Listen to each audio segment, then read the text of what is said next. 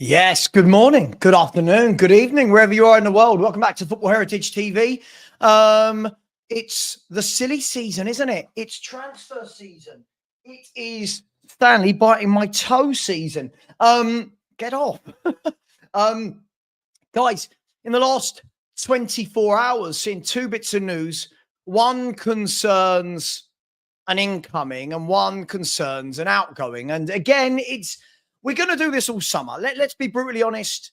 Just because we talk about a player who might leave doesn't mean that everyone hates them. Just because we talk about a player who comes in doesn't mean they're definitely coming in.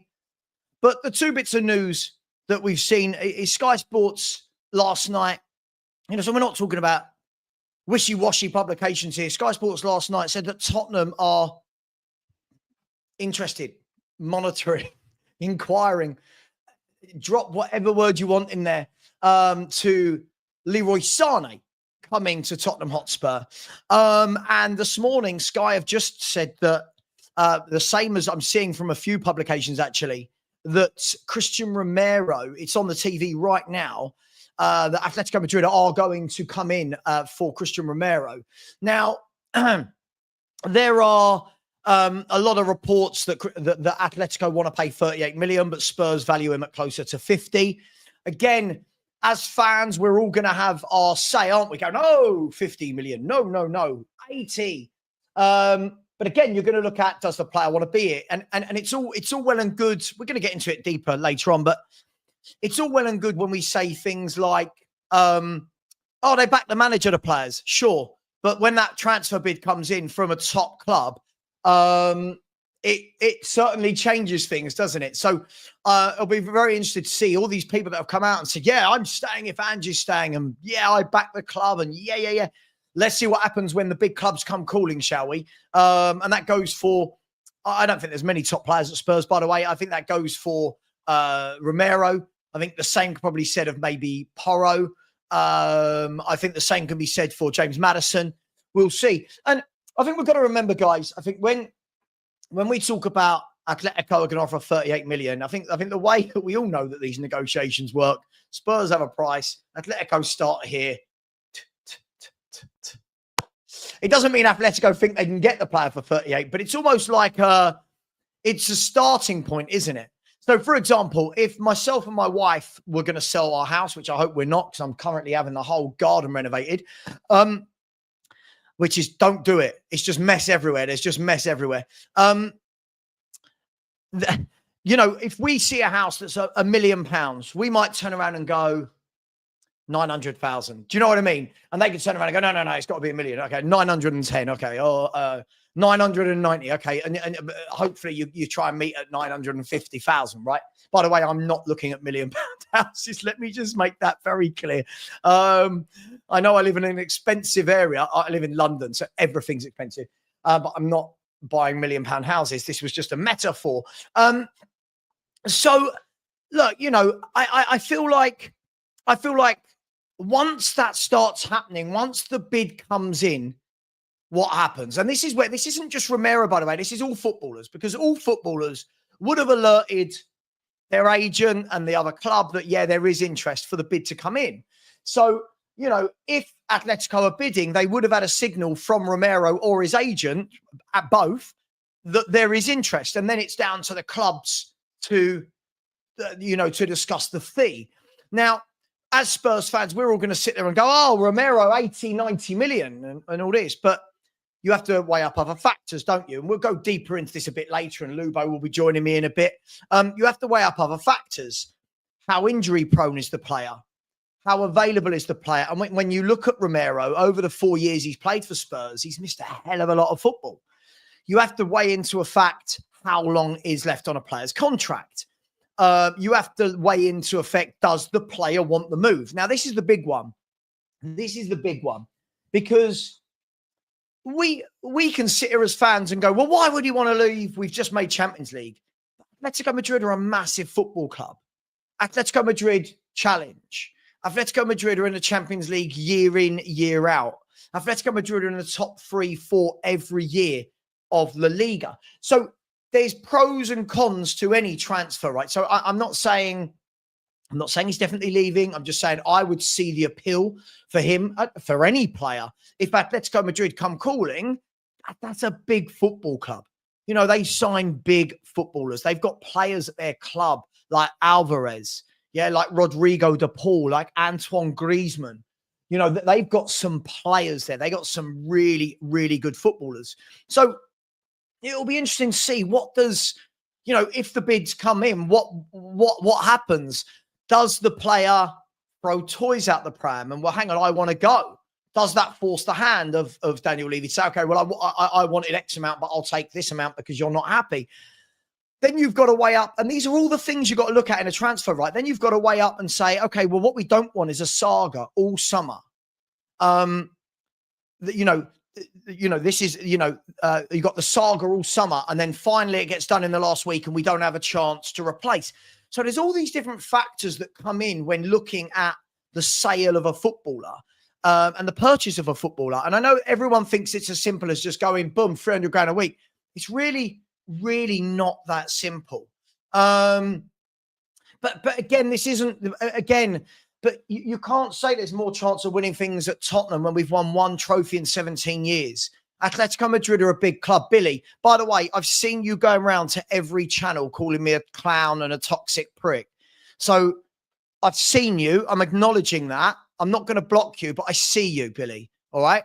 I will block you if this continues, but we need to have, we need to be able to have sensible football conversations without everyone suddenly thinking we're the greatest team in the world because we've won a trophy. It's exactly, Ash. We all see it, right? I'm not silly. When I'm in other chats, when people are sending me videos of YouTubers slagging me off, I see him constantly, Savva this, Savva's a prick, Savva's that. I see him lying about me. Savva prefers top 4 trophies. It's like, well, if you actually listen to what I say, I don't feel why it's got to be either or. But they leave that bit out, right? Because it doesn't suit their narrative. Unfortunately, you get a lot of people like Billy who were probably bullied at school, don't put their real name, don't put a picture in, won't show their face on a camera. And it's a bit easy to have a go at people. It's a bit easy to have a go at people, isn't it? That put their face to a camera. Like, I'll invite Billy on, but we won't see him. I don't see it. Yeah, I mean, listen, and by the way, guys, I don't believe that Romero staying at this football club has got anything to do with Ange staying. This is a footballer that we heard Real Madrid want. We know that Atletico Madrid want. Guys, I feel like we've had this for years and years and years with players where we always go, why would our players leave us to go to them? Right? It's mad. You've got to remember, people saying Romero could get us 80 to 90 million. I don't think with 2 years left on his contract, he's getting you 80 to 90 million. I genuinely don't. I think if this was a player that played week in, week out, was never injured, yeah, you could push for that. I don't think you can when the player is always injured. For me, Bonsai, thank you. Bonsai, thank you. Like someone bringing in, what would be your price point for selling Romero? I understand his pedigree and cups. Listen, I think it all depends if the player wants to be here or not. I think if the player does not want to be here, I think, and someone says to you 55, 60 million, yes, you can get very good centre halves for that. I think if the player says, well, I'm happy here, ask what you want. And this is what people don't factor in, right? This is what people don't factor in. It's not always about the pricing point. It's about, is the player going to be happy? So you've got players before. Bale, the bid came in from Real Madrid. Clearly he wanted to go. And you've got that decision of, do you just keep knocking back bids from Real Madrid, or do you keep a player, stop them from their dream move who wants to leave? It's all very, very different. Something else you've got to look at as well. If we look at the Atletico Madrid, if we look at the Atletico Madrid squad, right? If we look at the Madrid squad, look how many Argentina internationals are in the Atletico Madrid squad. Yeah, so he's going to want to play with them as well. I'm spitballing from the news before everyone tries. I know what will happen. People will go around going, Savva wants to sell Romero. I want to sell Romero if he doesn't want to be here. I think, that's the big thing here. He doesn't want to be here, right? But if he does want to be here, play the game. If he does want to be here, tell Atletico, we want 90 million or you don't get him. But when you play that game, you run the risk. You run the risk, don't you?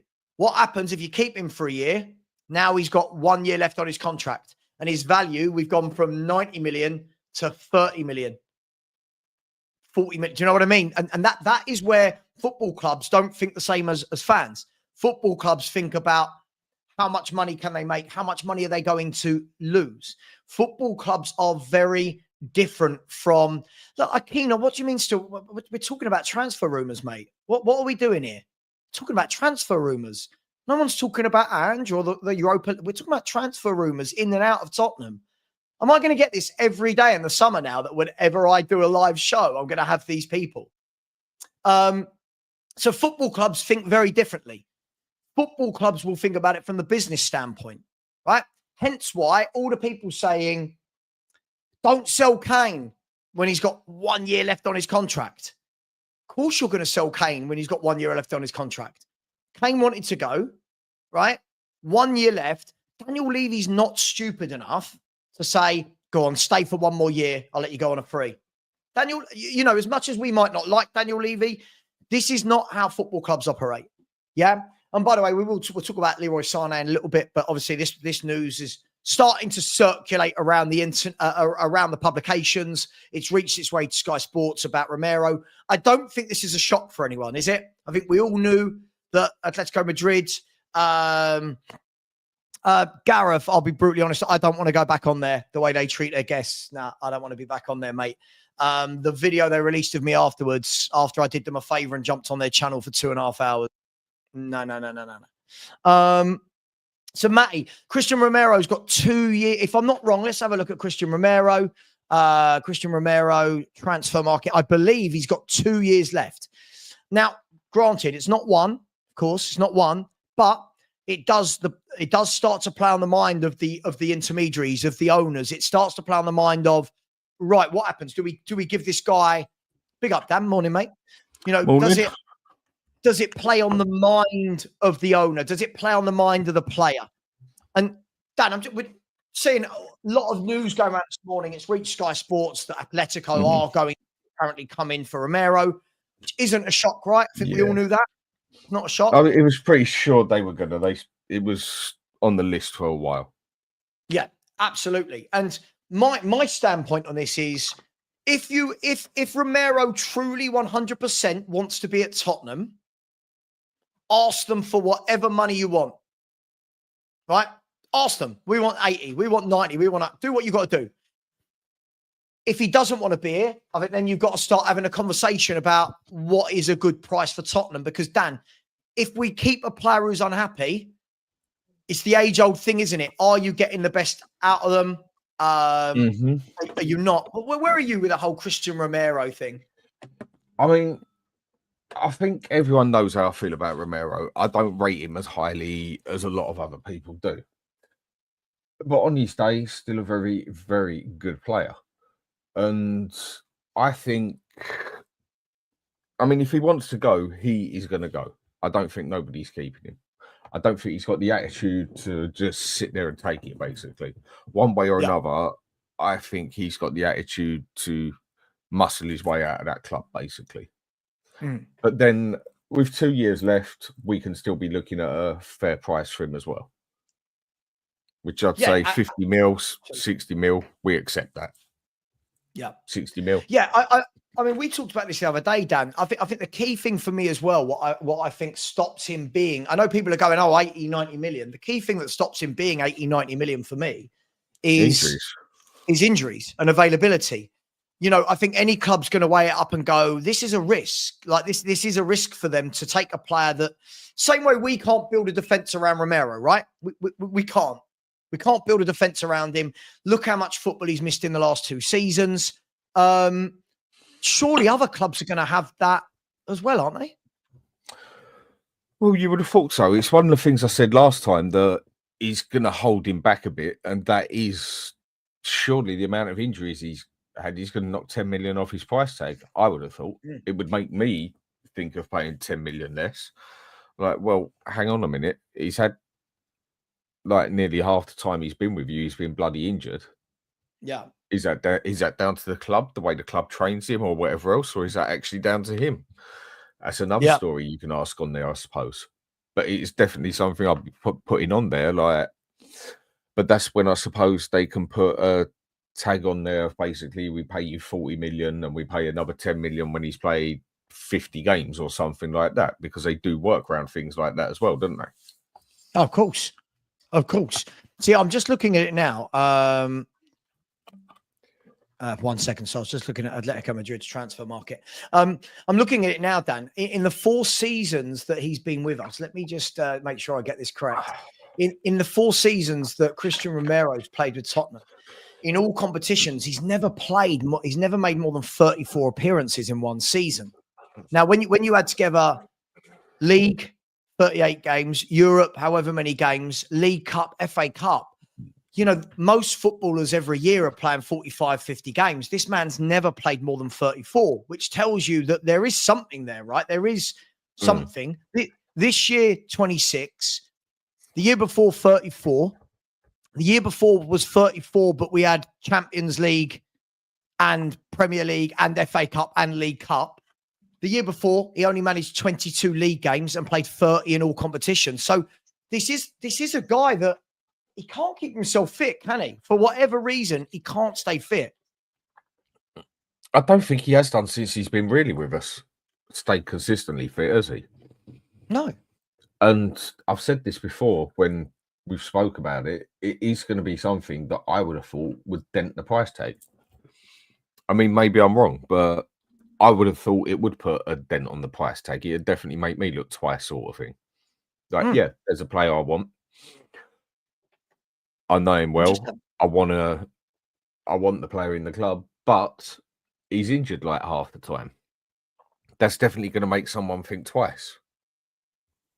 No, Or again, I completely... is it down to the club, the amount of injuries he gets? Like, would Van der Ven have been as injured so many times if he wasn't playing Angie's tactics? Yeah, you know, mate, you just never know, do you? You never know. I mean, listen, this would be, I'm just looking at the most that Atletico Madrid have ever paid for a defender was last season, which was Robin Lenormand from Real Sociedad, good player. He was 34 million euros. So this would certainly be breaking their defensive transfer fee. Listen, I'm not saying he's going. I'm just talking about this. He's in the news. We're just talking about it. For me, I'll still say this. The main driver for me is if he wants to be here. If he wants to be here, yeah, and he wants to sign a new contract, that is the caveat I would give. If I'm Spurs and Atletico Madrid coming in, I'm saying, Christian, do you want to be here? Yeah, I want to be here. Right, sign this new 4-year deal, 5-year deal. Extend your contract by 2 years. So that if anyone does come in next year for you, we can put, I don't know, 100 million release clause. But what I don't want next season is a player who's half happy. I think we've got to make sure we don't have half happy footballers at the football club. That's where I'm at with it. He's another one that, again, I can only judge him by the way he comes across as a player, the way he comes across as a person. He's another one for me that if he don't want to stay at that club, you ain't keeping him there. No matter how powerful Mr. Levy is, you are not keeping him there. In my opinion, I think he's not like Harry Kane, who will just throw a little bit of a tantrum sort of thing and put his head down and then get his act together, basically. I think he's got more of the attitude of, F you, Mr. Levy, you are going to sell me and I'm going to make it happen, i.e. the amount of stress and hassle he would cause a manager in the dressing room, the club as a whole. I don't think he'd be scared to speak out in public that he wants to leave the club. Wow. He just comes across with that attitude. I might be totally wrong, but he does come across with the attitude of, if I want to go, you are going to sell me. And if he starts doing that, then for me, that starts bringing his price down slowly as well. Sure. And let's be fair, and Perchie's just messaged me, something spot on. He said, for all these people saying, well, you know, Romero wants to be here, put pen to paper. If you want to be here, they've offered him contracts this year, from what we're hearing. Put pen to paper. You know, he can make all this go away by putting pen to paper. Now, that doesn't mean he'll never be sold. Obviously, we know that contracts drive up the price of a transfer fee. But what we also know, Dan, and I think what people don't understand is, A lot of these South American players, they do want to end up at the top clubs in the Liga. They do want to be in Spain, right? That, you know, there's a lot of them that do that. So I think this is going to be a really interesting. It might not be, but I think it's going to be a saga throughout the summer. All I want to know is that we don't have a saga for 2 whole months, and then suddenly in the last week we're going, oh, Romero's gone to Atletico. Oh, we're gonna loan. You know what I mean? We're gonna loan someone really crap from Lille. You know what I mean? I want to make sure that if we're getting rid of him, that we've got time to go and scout and buy someone.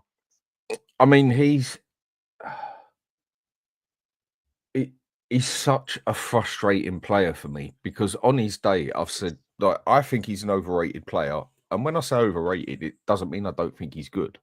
I think he's overrated in the way everyone keeps calling him world class. Because for me, with Romero, you get world class performances. You just don't get them regular, nowhere near regular. Yeah. And then there's too many games. That comment was spot on. I thought this comment was spot on, saying that Romero seems to be a world class tournament player, focused when he needs to be, but switches off the moments or gets injured in the regular games. I can't. That's true, isn't it? That's true. I'll agree with that. Yeah, that is true. I'll go with that one. And for me, I just don't get enough consistency off him in game time and matches to call him a world class player. Because again, he does turn up in a big game. He'll give a world class performance. But then, what about the games against Leicester? What about the games against Ipswich? What about the smaller games as such, where it does seem like he doesn't turn up? Yeah. Or he is also known for making mistakes here, there, and everywhere that cost us a game as well. Now, I know any player can do that, but that's not what a world class player does. That is just why I don't class him as world class and say he's overrated. My little mate Matty K. I love Matty K. You hate fantasizing. You were telling us the other week that we should go and sign Josh Kimmich from Bayern Munich, who's on 360 grand a week. Matty, I love you, dude. You are funny. Yeah, listen, I agree. And I think there's a lot of this will be why we've signed Danso, by the way. I think a lot of this will be why we have signed him. And what I like about Danso, I feel like this guy gets a lot of flack. I've been quietly impressed with him when he's come in to the team. Yes. He's one of those, Dan, where I don't think he's going to sell you 1 million shirts. I don't think he's ever going to be the flashiest name. I don't think big clubs are ever going to say, we must have Danso. But whenever I see him play, he throws it. He wins every header in the air. He's brilliant in the air. He puts his body on the line. And do you know what, Dan? He looks like he loves defending. So I'm quite comfortable with Danso. I'm not saying we wouldn't need another player, but I'm quite happy with Danso. I mean, I think Danso, for me, from what I've seen, is the sort of player that if you compare him to Romero on his day is significantly better. But I think if you was to stretch it over a 38-game season, I think you'd get a better season out of Danso than you would Romero. Why? Because I think you'd see more consistency in his games. Yeah. That you'll get a 7 out of 10. Say that again, Dan, because people will mishear what you've said there. People will mishear and think you've said Danso's better. Say that again, just for those loudly at the back. If you put them clear on their day, Romero is the better player significantly. Yeah. But over a season and consistency, I think over 38 games, if they both played 38 games, you'd have the games where Romero stands out as world class here and there. Let's say 1 out of every 10. And then you'd see him have a very good game, 4 out of 10. And then you'd see him have his up and down, up and down, up and down. Whereas I think Danso would just give you more consistency of being at that level of a number 7, basically, through nearly every game of the season, bar a bad game here and there, because everyone does have a bad game here and there. I just think he's a player you would get out of consistency over 38 games, a better season overall, if you was to add up every game, basically. I think what we've seen, Dan, in football as well, when you actually look at some of the teams that are very defensively sound and really defensively organised, quite often it's not made up of star names. Quite often it's actually made up of well-drilled, hard-working pros that get the job done. So, for example, if you look at Everton, I can't believe I'm using Everton as a benchmark here, Dan, but when you look at Everton are not look who it is, it's Lubo. Everton are not the greatest team in the world, but they're well drilled at the back. They've got solid pros like, I think Tarkowski's been a wonderful Premier League defender. Never gets recognition, seems to play week in, week out, does the job. He's a leader, he defends. Those defenses always seem to do well because they're not erratic. They're not constantly changing.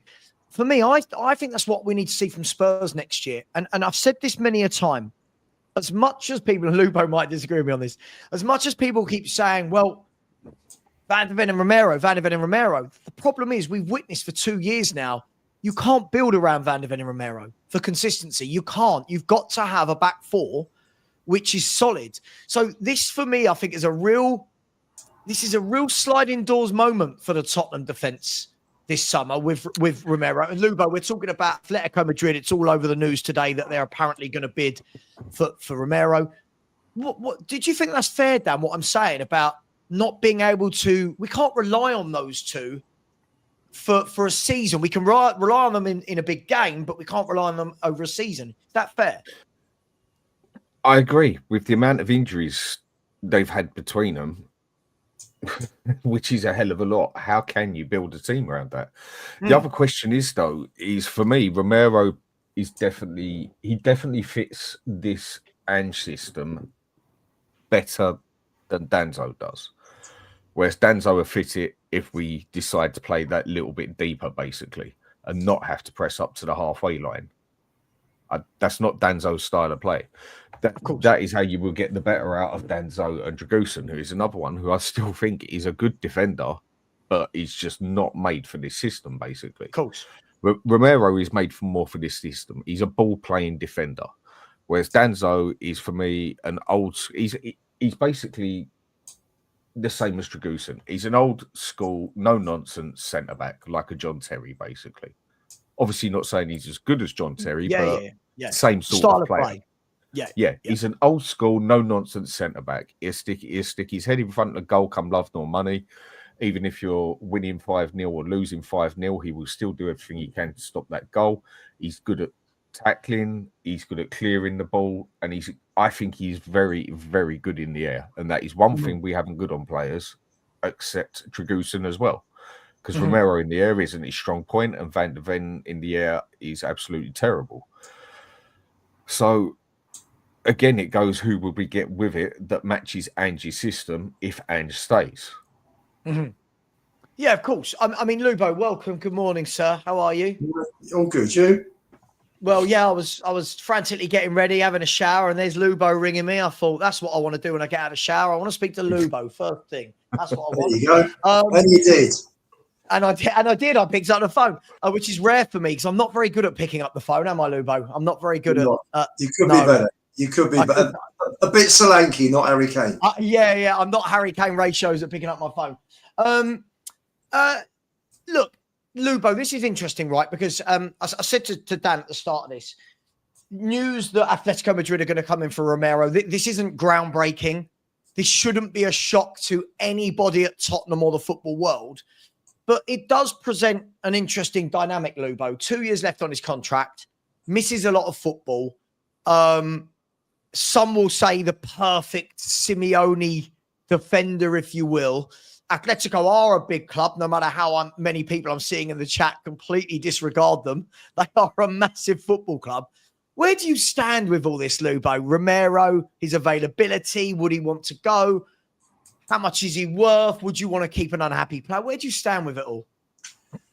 Well, he'll either say, yes, I want to go or not. Now, he came out with that cryptic message, didn't he, about this is the path forward, which gave a lot of people hope that he wanted to stay. I've said on your show before that when you look at, if you've got every single player in our squad playing at their peak, for me, Romero is way clear of everybody else. I think he's that good. He's obviously got some sort of injury condition because he's missed so many games each season. He must have.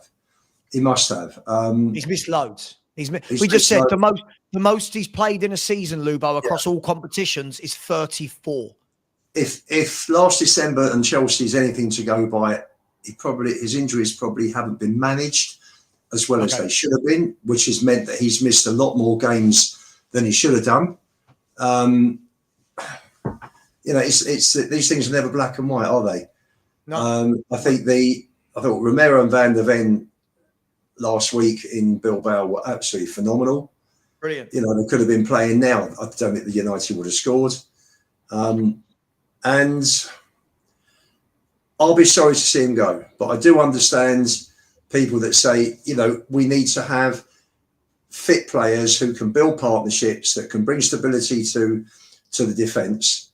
Van der Ven, I think, is a different situation altogether because they sent him abroad, didn't they, after the last injury to have it looked at, to analyse the way he runs, the way he sprints, to see if there's any modification that could be done to try and avoid these hamstring injuries. So I'm hopeful that, and interestingly enough, he only played 2 of the last 10 league games, didn't he? After coming back. So Ange put everything into winning the Europa. It came off. It was successful with Van der Ven. Look at that clearance that he made. No other player in our team would have got anywhere near that. Yep, agreed. And if United had scored, the way the momentum of the game was going, I'm not sure we'd have won that apart from maybe penalties. So Van der Ven is a separate thing. Romero, look, if he goes, he goes. What would I'd be asking for someone of his quality? If they want him enough, let them pay what they paid. They paid 81 million for Alvarez. Let them get close to that. But with 2 years left, and if the player's not happy, you still think that 81 million injury prone. Okay, 81 million for an injury prone player. Well, he would have done the medical. They'd have looked at his medical records as well. Sure. They'll be looking at how do we manage this guy to get him through the majority of the games. So, for me, he is quality, and there won't be many other defenders around who are as good as him, fully fit. So for me, he's got 2 years left. Levy's in the driving seat. If Atletico Madrid want him, they've got to pay for him, and that money can go on. That money can go on other players.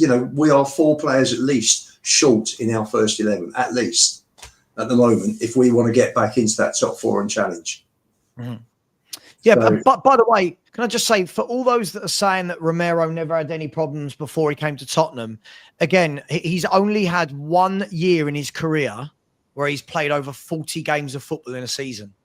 He's had 1 year in his career where he's played over 40. And other than that, the best he's played is with Tottenham at 34.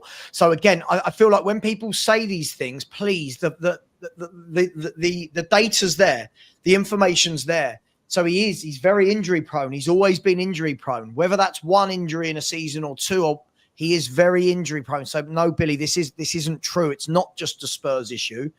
Here you go. I'll give you the facts. Before he came to Spurs, he had 1 year at Atalanta where he played 42 in all competitions, only 31 in the league.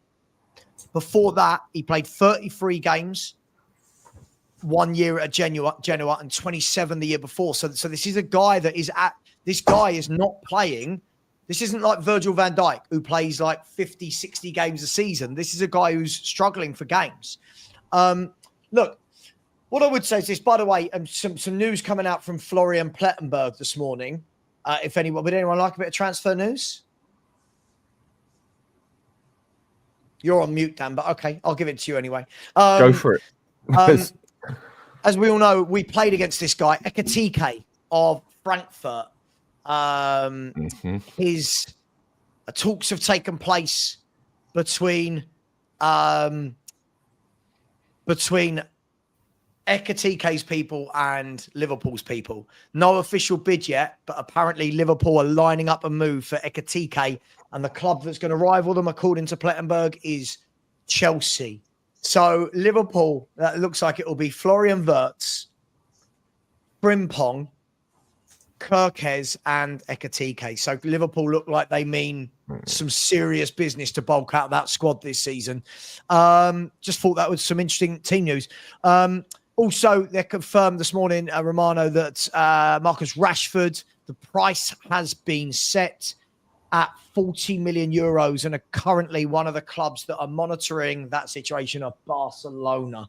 We'll talk about Rashford a little bit later. Look, let me ask you a question to round off the Romero bit then, guys. What does your head and your heart say? If I was to say August, I don't know, 15th, whenever the first game is, I don't know, August the 20th, whatever it is, will Romero be a Tottenham Hotspur player come August? First game of the season? Probably not, I don't think. Let me just say that had they given him the extra week or two for the body conditioning when he came back, instead of rushing him back against Chelsea, I've just counted up. He came back for the Alkmaar game from Chelsea. He was out for 3 months. He missed 22 games. So if he'd have been fit, if they'd have given him an extra couple of weeks, it probably would have been around 17, 18 games more, quite potentially, that he could have played, which would have put him on 40 games this season plus. So, it's again. I'm just going by history. His career history. He because doesn't play. He wasn't fit. He got injured against Man City. He missed 5.5 weeks, and then he came back. They rushed him back for Chelsea, and then he missed another 22 games, which is absolutely ridiculous. And that was the manager's fault. I mean, people say that games there, and that's crazy, isn't it? People say that I say Angie's stupid. No, I say he makes stupid decisions at times. And when you go and got your best 2 centre backs there who are blatantly not match fit, I don't care what the staff says to me and what the medical team says to me. As a manager going on for 25 years, you should have some sort of common sense with this, in my opinion. We all knew, so surely he also knew, that them two were not match fit for that game. So, okay, start one of them for 40, 45 minutes, then start the other, if you even start one or the other, because it is a massive game. We all know that when it gets to Chelsea, it's always a physical game as well, because there is a lot of there's a lot of dislike in there as such.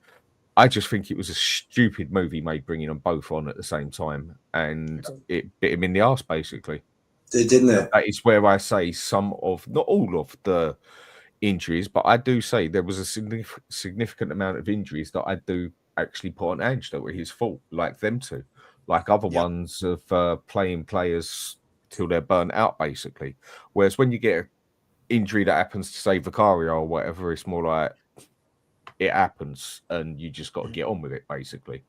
But again, he should never, ever, along with Van der Ven, have started in that Chelsea game, in my opinion. No.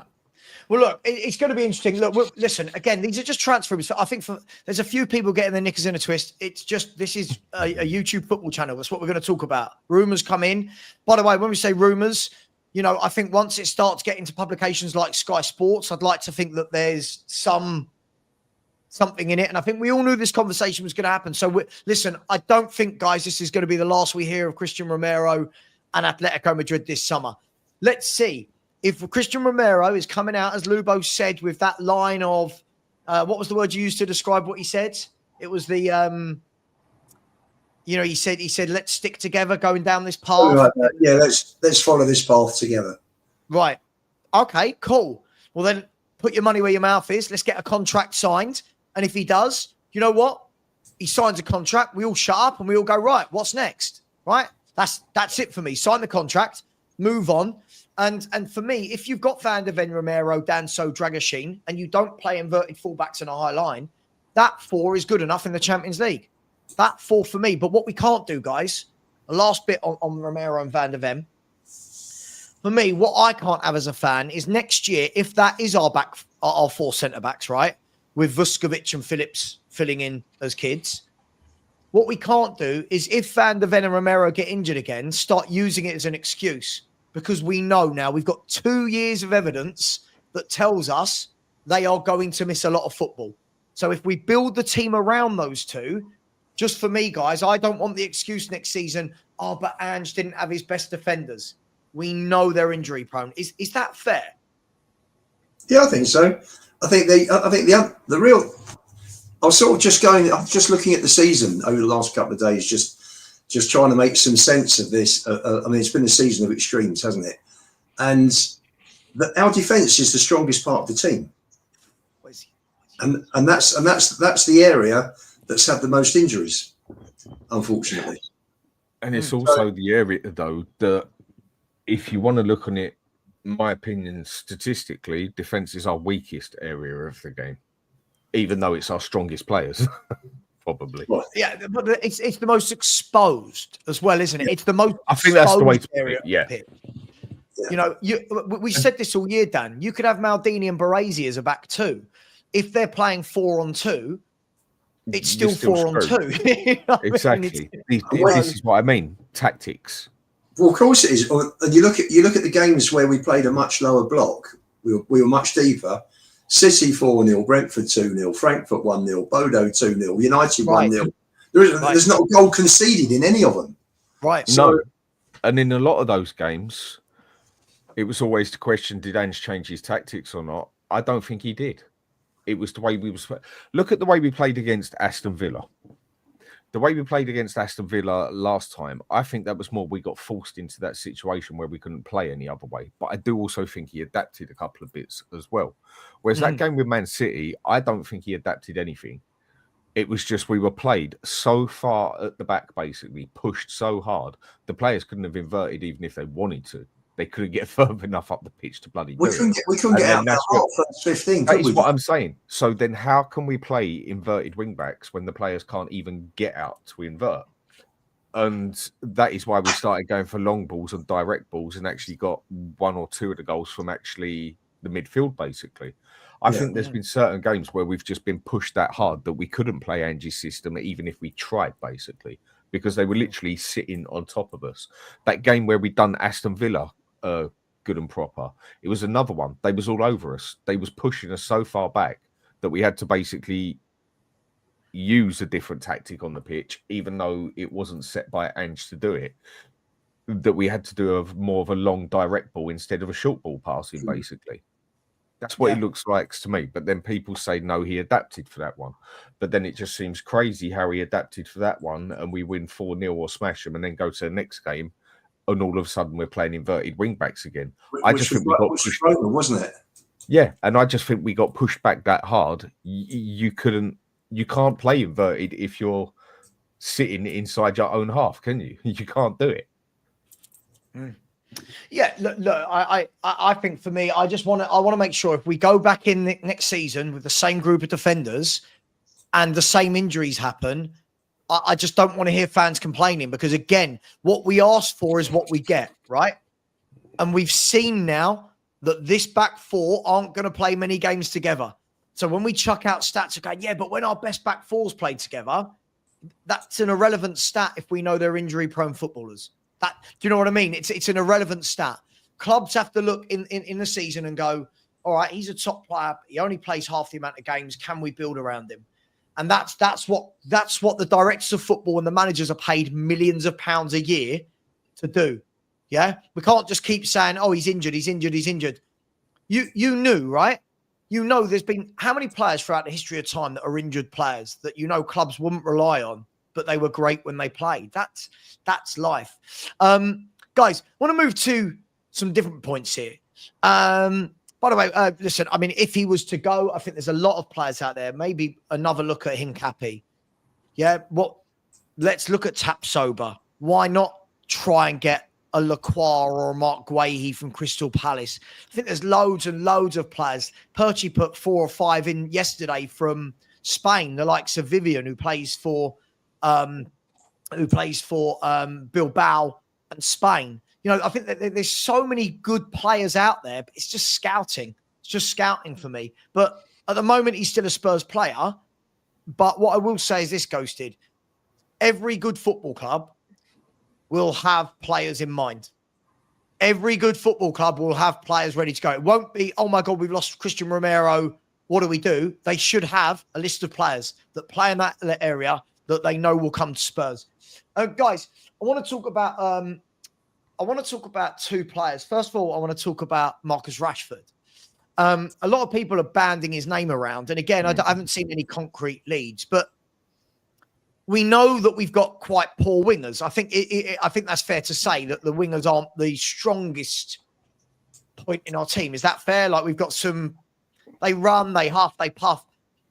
Would you take, and again, this will probably split the viewers. Let's have a look. Marcus Rashford, we know he's a talented boy. We know he's capable of scoring goals. We know he's capable of assisting. We know he's rapid. We know he's direct. We know he can play off the left or through the middle. We know he's an England international. We also know he's only £40 million. Where do you guys sit? If this was offered to you, where would you guys sit with this? And is he an upgrade? He's an upgrade. He's an upgrade on what we've got, but it's a non-discussion because his wage is 350 grand a week. So sure, that can change, right? Players can drop they're wages. more than 250. 350. 350 is more likely. 350. Yeah. And Villa were paying 230 of that. Yeah. Sure, but let's just hypothetical, Ian, hypothetical. He agrees to come to Tottenham Hotspur.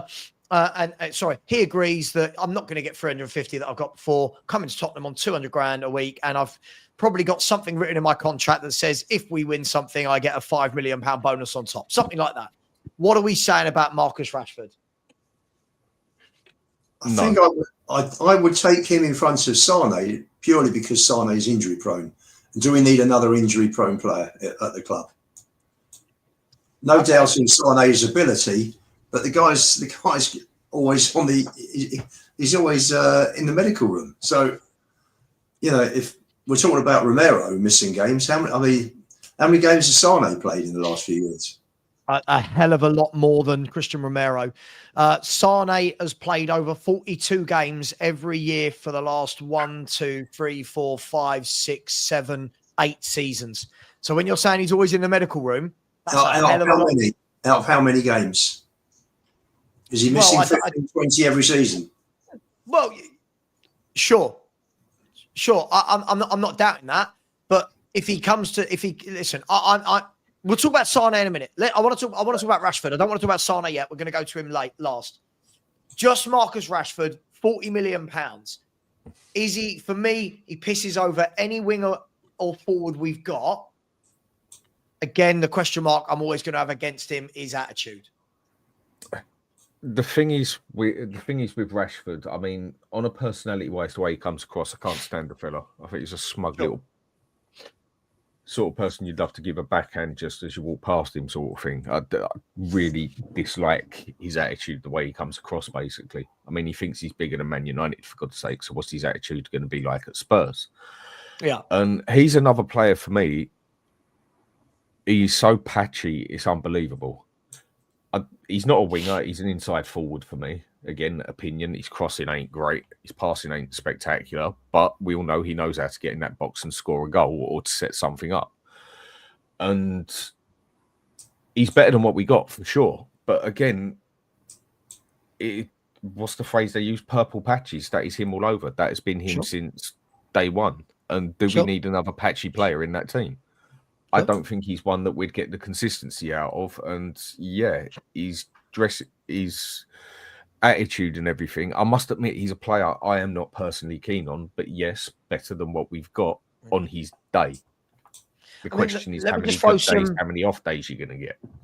Just for devil's advocate, again, I know people in the chat will, I'm just devil's advocate. I'm just looking at his stats. You are absolutely right, Dan, about the patchiness. This is a bloke, though, that does have 3 years in his career where he's got over 20 goals in all competitions. 1 year where he's got 30, he's got 21 in 1 year, 22 in another year. But then he's also got a couple of years where he's got 13. Then he's got a couple of years where he's got 8, 7, and 5. So he very much, you are right, purple patch. But I'm just coming at it from the point of view. I'm just asking the question of he is better than what we've got, right? And if we're going to talk about him or people like Tyler Dibbling, where are you at? I mean, do you know what? If you want to go with, I mean, because for me, again, Rashford is a gamble. with what you're going to get out of him. Depending on the costs, I personally think I'd rather take a gamble with Sancho. Personal opinion. If I had a choice out of the two of them. What? Because this is a guy who doesn't. Based on, I think he's a better winger. And if it's a winger we are looking at, he can definitely cross the ball better and he can definitely pass the ball better, but you're not going to see the amount of goals out of him. I think he's another player that you have to get him playing the right system. Is this the right system for him? I don't know. I haven't seen him playing it. But he's another player who I do think you play him the right way, you get a significantly better player. And he's younger. It depends what we want. Do we want the inside forward who's going to score the goals? Or do we want the one who can do a bit of both? Yep. I mean, Sancho hasn't been great. I know that. But I've also seen Sancho play very good over a season as well. He's one who I'd be more willing to take the risk with, depending on the price. But it's about playing in the right way. Do you know what? I feel like this is going to be... Again, listen, but by the way, I know it's impossible to say anything on YouTube without it being dramatised. I feel like Marcus Rashford is a very talented footballer. I think you're right. Yeah. It's about who can get the best out of him. I just feel like if he did end up going to Barcelona, he'll end up having a brilliant year, and then we'll look back and go, we could have had him for 40 million. You know, like, you remember like when we were linked, guys, this crap, man, when we were linked with Rafinha, and we had Spurs fans going, I wouldn't want Rafinha. Then he goes to Barcelona and rips it up. Listen, I'm not saying Rashford's the only person out there. I'm just so disillusioned by the players that we've got out wide at the moment in terms of Odegaard, Tell, Son, John. I'm so disillusioned as to what they are that I'm probably grasping at straws here. I mean, it's an opinion. I think we've got a player on our books that we should be playing pre-season. Because I follow Orient as my second team, I watch all the Championship, all the Championship League 1, League 2 programs that are on. And one of the 4 or 5 players that has stood out, who is fast, pacey, direct, scores, assists. For me, is Manor Solomon. I don't know why we are looking at other players. I will bring him back and throw him in. He had a very short period before he got injured, and he did very well in that period. You know, he's there. Use him. Let's see how he goes pre-season. If it's no good, you know, pre-season's July and August. Let's see how he is. I'm sure Leeds will be pushing us all the way for him. I know from Leeds fans that they absolutely adore him. Do you think, though, from an optic point of view, do you think from the point of view of what this does look like, if Spurs were to not buy a top winger and then start the season with Solomon, that everyone would just turn around and go, Daniel Levy's not back the manager. I can't believe we're starting a season with Manor Solomon. But what I do, is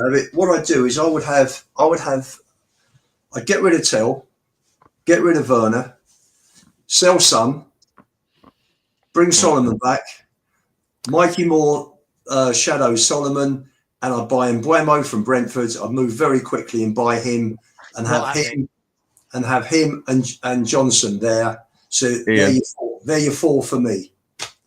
Ian, Tell's done, mate. It's a done deal. I reckon Tell's coming. I think that's where we're at as a club. It's a done deal. Round about 33 to 37 million. For what? For why? I mean, he's just. I've read it. I've read it in the I mean, that's a lot of money. Tell. If you had to take one, Rashford, 100%. Rashford every time. Doesn't that sum it up? I agree with that. From a lot of places I've read, and when I have read off them places, they've usually been pretty solid. I mean, I can bring up a few. From what I see, Tell is basically a done deal. And we're getting for cheap. The reason being is because we're getting for cheaper for what we want, because they're going to use it out of the money they owe us, basically. And but that's still they've still got to pay that money, so he may get that money realised quicker than he would have done based on the agreement if it's over several years. But what's the point?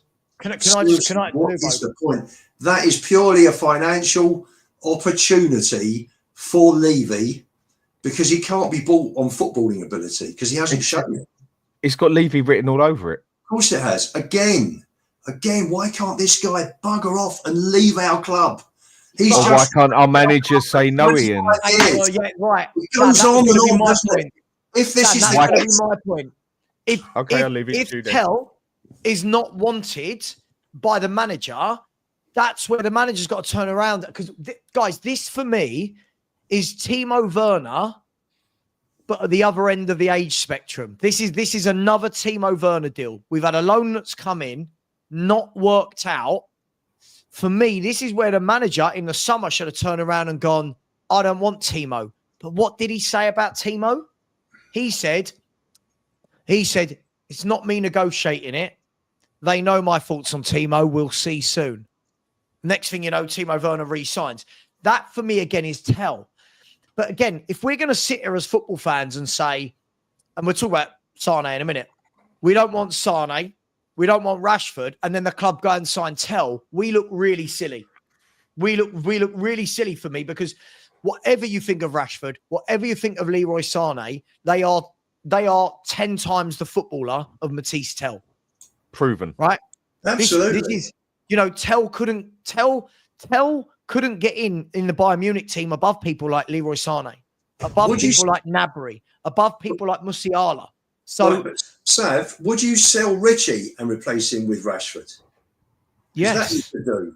That you could do. And then you're not talking about a winger, are you? You're keeping him out of that conversation. Yeah, no, you've got a forward that if need be, you can put him. I agree with what Dan said. Dan was spot on. He's not a winger, but he's one that can start from the left, and he's more of a direct going into those channels inside forward, isn't he? Yeah. But by the way, and you could use him as a striker on its day if you had to. Absolutely, which is the same for me as Johnson, because Johnson's not a winger. Agreed. In any shape. Have Rashford He's an inside forward over Solanke up top. I don't think we have any wingers at Spurs bar Solomon. I think he's the only one that I actually would class as a winger. Because when we go through all of them, whether it comes from Son, whether it comes to Johnson, whether it goes to, Werner's gone, whether it comes to Tell, Odegaard, whatever, I haven't seen not one of them be able to cross a ball on a regular basis. I think the only one we play out wide who can give you a more of a consistent cross and not enough is Kulusevski. You know the funny thing Solomon, about it, however, looks like a winger when he's played. He looks like someone who can cross that ball in. He can also cut in. He can also pass the ball across, drill it across. I'd say Solomon is the only player we've got that I would personally call an out-and-out winger.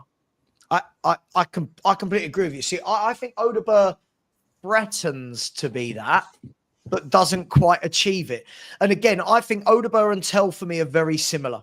I think they're very similar. They both look like they should be good wingers. Does that make sense? I feel like when they get the ball, I go, oh, you should be good, but nothing happens. Now, people can say they're young. Sure. But then let me ask you guys, did we win the Europa? Everyone's wetting themselves that we won the Europa League, and rightly so. Did we get back into Champions League football to buy yet more young wingers, yet more young players? Because these same people that go, I'll take Tell, they're going to be the same people that have a pop at Daniel Levy for not backing the manager. And I hate to break it to people, there isn't an endless pit of money.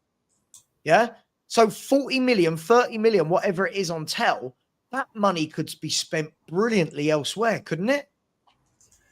Well, there must be, for the money that's outstanding on the grounds, there must be caveats in those contracts to make sure that Tottenham don't go mad in the transfer market and overspend and don't have the money for the repayments. There's got to be. So it can't be a bottomless pit. Can't be. With the financial side on Till, it's hardly ever that the money is paid up front. Sometimes quarter, sometimes even half is pushed for it, but it's very rarely that the money's paid up front. So there's still possibly, the way I see the way that transfer is happening, significant amount of money that still has to come back from Harry Kane. So that at the moment isn't money that we've actually got to spend as such. So say we've got 150 million to spend. Maybe 15 of that is going to be out of what we get off Bayern Munich this season for what they're paying off for Son as such. Maybe 20. I don't know. But it's all knocked forward, Dan. It's all knocked forward. And again, I don't want to sound like an accountant, but it's all knocked forward in the P&L. Do you know what I mean? So when the CFO and the finance people at Spurs sit down and work out the incomings and outgoings throughout the season, they'll have factored in what Bayern owe us each year against what we can buy and sell. That's why I think they would accept. They're more than willing to go for Tell, because it's the sort of player that would come in, and we've still got our money to spend as such. You're not getting it, Swanix. You're not getting it. When we're saying Spurs shouldn't be comparing them as in buying them, I don't think you're getting it. It's not me. Again, let me say this. I know so many people don't listen. I think Tell in the future, after he's had some really good coaching, playing week in, week out, could be a very good footballer. Yeah, agreed. But again, we're Tottenham Hotspur. We moan every year that we don't sign top players. Everybody moans that the manager's never backed. And then they want to buy more kids that we have to develop and coach. We've got that. You've got Yang, who's young, needs to develop and needs to be coached. You've got Odegaard, who's still young, needs to develop and needs to be coached. You've got Mikey Moore, who's young, can develop and needs to be coached. You've got Jamie Donnelly, who's young, needs to develop and be coached. That's the point. You don't need to go and buy another one. Surely now you're saying, let's go and get somebody in the chat. A few people in the chat are talking about Mitoma. Now, Mitoma for me would be the perfect wide man signing. Mitoma is also a player that Brighton and Hove Albion are going to go, you want him? You're paying for him, because Brighton do not mess about. But Mitoma would be that for me is a top winger. He came on the other day and he tore Porro a new one. He took Porro to the cleaners. That's the sort of player we should be going for, right, guys? I agree, but when do Spurs go and do that? This is where we need our established players now. This is where we need players to improve that first 11. Ones that even don't necessarily have to fight to get in that first 11, because they are significantly better, in my opinion, especially up front.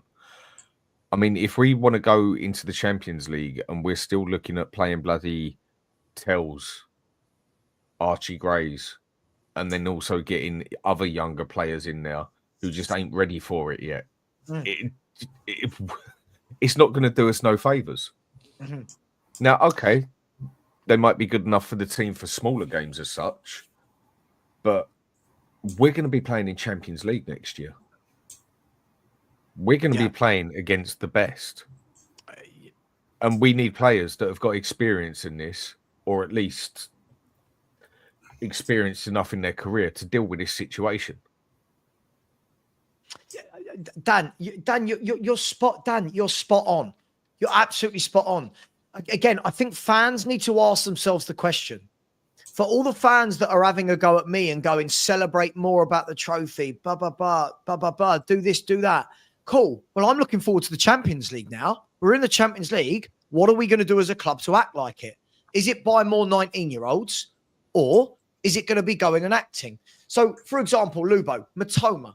Mitoma's got 2 years left on his contract, the same situation as Romero. His club aren't in Europe. Listen, and I fully respect Brighton. I think what they do is brilliant. I think they're a brilliantly run club. For me, if Spurs have got anything about them, go to a Brighton and say, what do you want? Brighton might say 70 million. Yeah, go. That makes a statement for me. Because next year, what would happen, Lubo? There would not be one argument from any Spurs fan, would there, about who starts left today? The whole fan base would go, Mitoma, right? Who's your left winger? It's Mitoma. But we don't do it, Lubo. We won't do it. We don't do it. And then those same fans that are championing signing players like Matisse Tell will have a go and say, oh, Savva, but you think we're Real Madrid. You don't realise the manager wasn't backed. Well, yeah, but you guys wanted Matisse Tell. You guys wanted Odegaard. Does that make sense, Lubo? I don't know. How many left wingers do we have to... Seriously, I mean, yes, funny enough, Mitoma, I'm sure I saw a quote from him. There's only one left winger we need, Lubo. There's only one left winger we need, and it is this sexy motherfucker here, David Ginola. Well, I think it'd be a bit old. I think I prefer Gareth Bale. But there you go.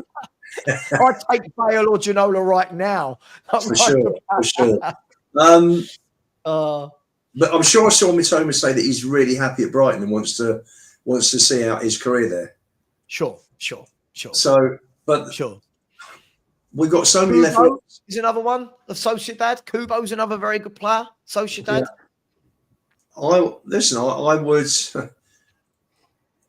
I know there's people that will disagree with me, but we've got Solomon. I think there are other areas.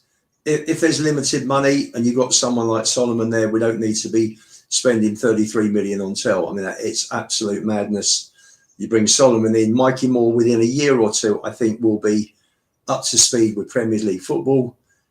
That's my opinion. I might be proved wrong. I just think he is, for me, he's been the one that all the coaches have been saying is the best to come out of the academy.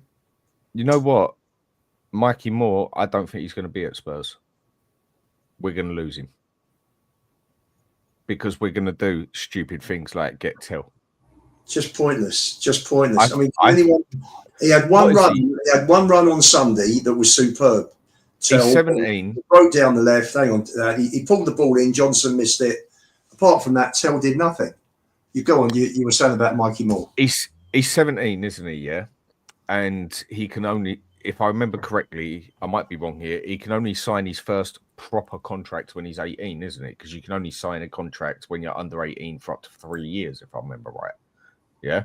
Up until you're 18, basically. If I remember. I think he's got another year. Might be wrong.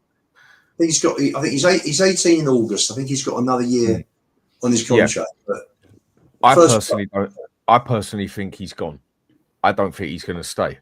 I think he's going to have a look about his career and think, why the hell am I going to stay at this place when I can't get a game in, even when we've played absolute crap all season, even when the manager has been playing his B team as such most of the time because he's thrown the league, like people are saying, and he still didn't get a look, really. He got a game or two, basically. I personally think he's going to sit back and I think he'd get an offer for a contract, but I think he's going to have a long, hard think about things, and there's a good chance that he disappears off to Dortmund, where he gets regular football and then all of a sudden gets very established. I don't think we're going to be able to hang on to him because we're not going to play him. I spoke to someone at the protest before the Southampton game in April who knows the family, who said that he's very happy at the club. If he is, he is. I'm just giving my opinion of how it looks. Yeah. And so based on seeing him on the pitch on Wednesday night and seeing him up there on the parade on Friday, he looks very happy at the club. Yeah, but who didn't look happy as a pig in? Yeah. I think this is what Dan. This is the thing for me. It's when people are taking players' comments so soon after a cup win, like James Maddison. They've been parading James Maddison out all day yesterday on Sky Sports. I don't know if anyone saw it. He was at the golf. He was at the golf charity day, and all day they got James Maddison going, yeah, and we knew what he was doing and throwing the league. And you're like, well, hang on. That's not how we've been acting all year. But saying something after the event is fine when the euphoria dies down, i.e., if Man City came in for James Maddison right now, you're telling me James Maddison's going to go, no, we're all fully behind Ange. I don't want to go to Man City. So I take what players say with a massive pinch of salt. Of course. By the way, Swanix, just quickly, again, I don't think we're thinking this through. When we're saying we don't mind the Tel signing, how many wingers do you want? Like, if you're saying we buy Tel and another winger, right? You've now got Tel, the new winger, Tel, Odeber, Moore, Yang, Son, Solomon. Like, you're just overloading. I need somebody to tell me why. I keep seeing this. I don't mind Tel. What are they watching? Because this guy, for me, doesn't score, doesn't assist, can't beat a man. His crossing's really poor. But our fans want him. By the way, when we're talking about Rayan Cherki, yesterday, all the talk from Romero was that Man City are going to be in talks with Rayan Cherki. As soon as that happens, lads, do we agree that that's Tottenham out the picture? The moment Man City are in talks with him? Normally. You're not going to say, are you going to say no to Pep Guardiola to come and play for Angepostecoglou? You're not, right? You're not going to. I want to talk about, by the way, 4 days ago, Florian Plettenberg actually said this, and he's the guy for all German football. Florian Plettenberg said this. He said, Max Erbel and Christopher Freund have already met personally with Matoma's agents. Matoma has signalled that he would be open to a move to Bayern for a possible fee of 50 million euros. So, coming out of our money. Right. So basically, we'll be buying Tell, and I know it's not quid pro quo, but do you know what I mean? We'd be buying Tell off them, and they're going, yeah, we don't need Tell. Let's have Matoma. Levels to the football clubs, right? And this is the difference between when people are saying they want Tell. Go to Matoma and go, oi, we want to build a team around you. 50 million euros? 50 million euros for Matoma? What's that? 42 million quid? Round about that, 43, something like that. Get over there. Sell him the dream. Sell him the package. Sell him. What are we doing? 40 million. Yeah, 40. It's 40. Well, again, over 5. Yeah. 40. You notice one thing that's happened, yeah? And this is one where I'm going to big myself up on. I got this one bang on, spot on, yeah? And what I said by that is we needed this win more than Man United, because even if Man United lose it, they will still scrape their way back up there with spending money, pulling power, and getting players in, even if they lose it. What have they gone and done by the look of it? Signed 2 very good players who actually walk into their first 11 and change their first 11. And a lot of people told me, no, United won't be able to do that. They won't have the money to spend. Well, hang on a minute. They've already bought 2, or looks like they're buying 2 significant players that would walk into our team without a problem. It has basically happened exactly how I said it would. They're already going out there and looking at business. They're already going out there and getting players in there, same as Liverpool are. And this is why, for me, I said this game isn't really as much of a holdback for United as people think. And people can say United are a joke. Okay. Then why are United already getting 2 players that walk into our first team without even blinking? And we're in the Champions League, and United have nothing to offer, and United are just in money trouble, and their manager's absolute crap and everything else. Why are they already out there looking at getting 2 players in the club? I think one of them's already in, if I remember right. One of them is signed. And another one that walks straight into our club. This is exactly why I said this cup, really, to Man U, apart from a bit of principle, means nowhere near nothing to what it does to our club. And Man U have gone exactly what I said they were going to do. Fair. I mean, look, we know they've got Cunha. We know Man United have got Cunha. And we're now hearing that they're in talks with other players. I feel like Man United's board have done what our board never do and gone, the fans are well unhappy. This has been a shit show.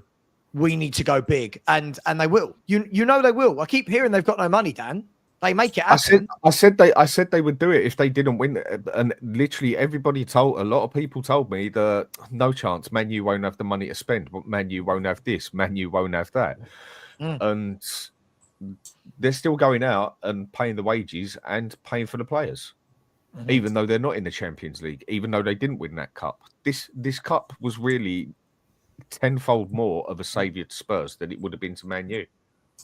Reezy, just quickly, when you say one of the richest clubs in the world, getting both Tell and Matoma shouldn't be a problem. I'm gonna ask you this, but if you buy Matoma, why do you need Tell? Like, this is what I can't understand. I keep saying he'd be good to develop, but we've got young wingers to develop, Reezy. Why would you bring in Matoma and Tell? By the way, we're one of the richest clubs in the world. It doesn't mean that there's just pots of cash sitting around. We can spend money, but I feel like everyone seems to think there's like a 500 million kitty sitting there to go and spend this summer. And it certainly isn't that. Lubo, what do you make of this comment? Financially, he's right. But when you look deeper into it, how many left wingers do we need? And the other thing also is you've got a cap on players, on non-homegrown players. So, you know, if one goes out, one comes in. You can't bring 2 in for every one, because someone's going to be left out of the squad. You know, you've only got 17 non-homegrown players, to get. So why Matone will be much better. Matone was proven. Sane, someone put his 29. Are we looking at 29-year-olds? I don't know. Well, Matoma's 28. Like Matoma. But for me, Lubo, just for once, can we sign a 28, 29-year-old and as fans not worry that we need them for 4 years? We don't need any more kids. We have got a great crop of kids ready to come through. We don't need any more. They're there. This is the best set we've had for about 30 years. Now we need a good coaching team that are going to bring them through and make them good enough to follow Bergvall and establish themselves in the first team. This is what we need. We need 4 top established players that will walk straight into our first team and make our team competitive in the league next season. Like, for example, otherwise we've got a relegation fight. I've just read that Atletico Madrid are in talks to sign Alex Buena, right, from Villarreal for 45 to 50 million euros. These are players that Tottenham, now in the Champions League, should be looking at. There are players everywhere. This is 45. You don't have to spend 80 million pound on players. There are players everywhere for 45, 50 million pounds. It's mad. It's absolutely mad. Billy, stop this. Billy, you keep having a go at me in every single show, right? About, Savva thinks 4th is a trophy when he's never said that, right? But yet you want to keep buying more 19-year-olds. Which is it, Billy? Did we win? Look at the picture in your thumbnail. The picture in your thumbnail is Ange lifting a European trophy. Don't you want that to kick us on to bigger and better things? Right. Am I in the wrong for wanting to kick on, Billy? Or is it you that wants to sign kids? Like, come on, man. Let's act like a club. Let's act like a big club for once. Here's a point that I'm going to put across to a few people, yeah? I mean, I'm with you on this one. I still think Ange is not good enough to progress us as a club as such. I know a lot of people are happy with 17th and just winning cups, or 15 and just winning cups. Okay, I can understand that. Cups are extremely important if we want to be realistic for the sentimental side of things. Whereas when it comes to football these days, like it or lump it, football is more of a business. It shouldn't be like that, but it is. I said at the start of this season, I don't think we're going to have a good season because Ange isn't going to have the first 10 games to cover his arse. Lo and behold, look what happens. Next season, I think what people need to open their eyes and look at is Ange isn't going to have the Europa Cup to cover his arse next year either. Right, that's right.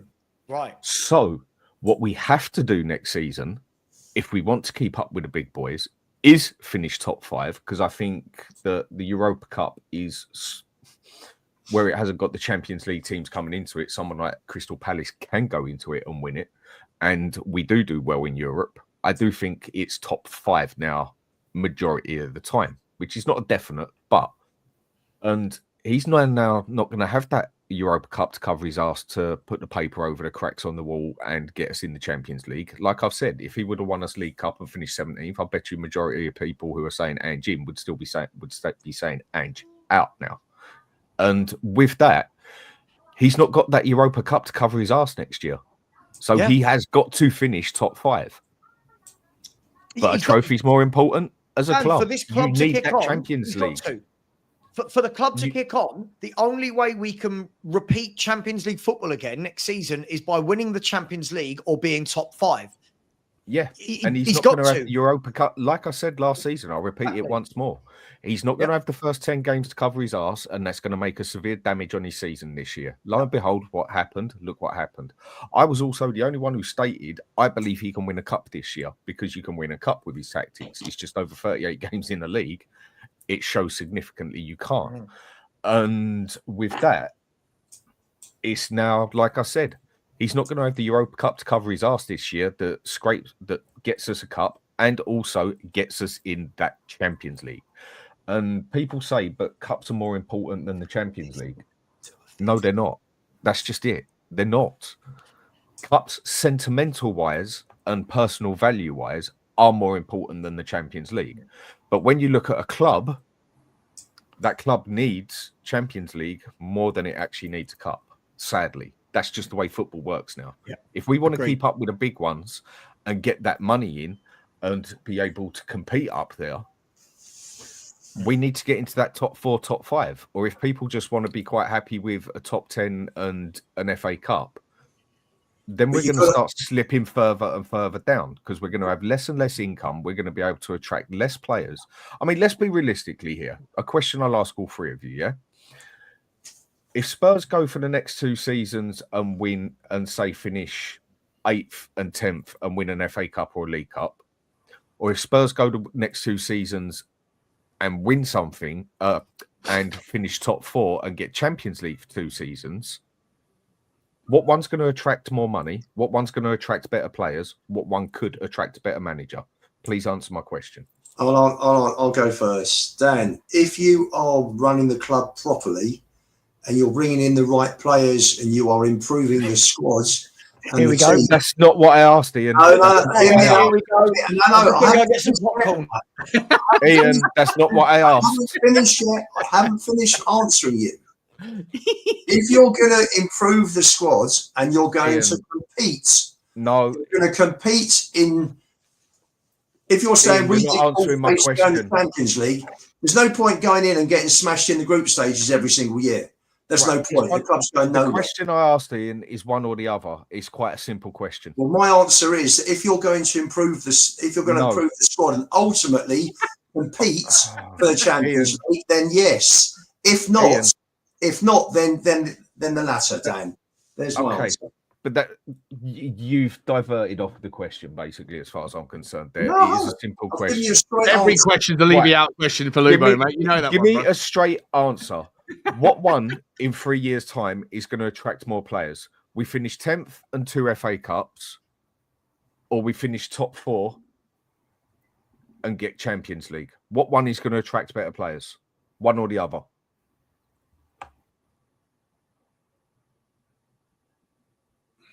As I said to you, if we're not going to, there's no point being in the Champions League if you're not strengthening the team and can listen. Ian, just answer the question, mate. You know the answer.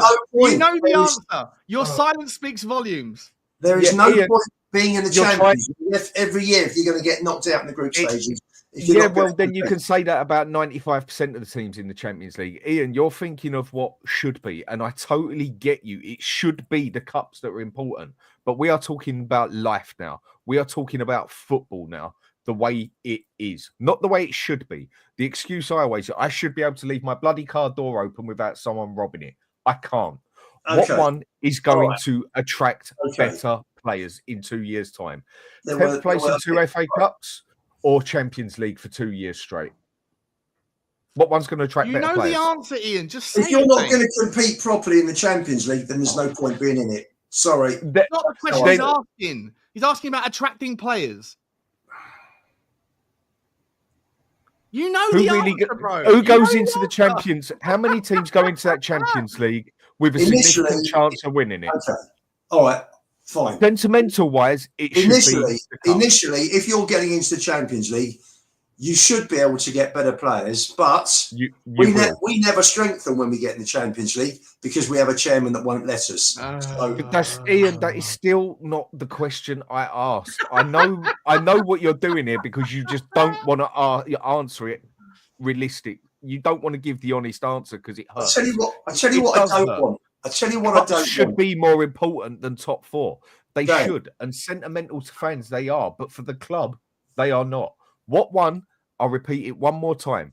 We finish 10th and get 2 FA Cups. This isn't a black and white question. It is a black and white question. It is a black and white question. The follow-up question might have more grey to it, but it is black and white. It's black and white. Players want to play in the Champions League, so therefore, finishing 10th and FA Cups or Carabao Cups are not going to attract the likes of the best players. You know the answer, Ian. You just want to turn it into a debate about it's irrelevant because we don't do it anyway. But the fundamental question is black and white. What's going to give you a better chance of getting the best players? Okay, let me turn the question around. Right, Levy for me is Levy in at the moment if it's Ange in at the moment, yeah? Because Ange made this happen. So if Ange made this happen, then Levy made it happening by getting the people employed him. If Ange deserves to stay through a sentimental side, like he's won us a cup, he deserves it, and it looks like he changed his style and he's adaptable, then also this season we can also turn around and say, well, Daniel Levy has changed his style and looks like he's adapted as well.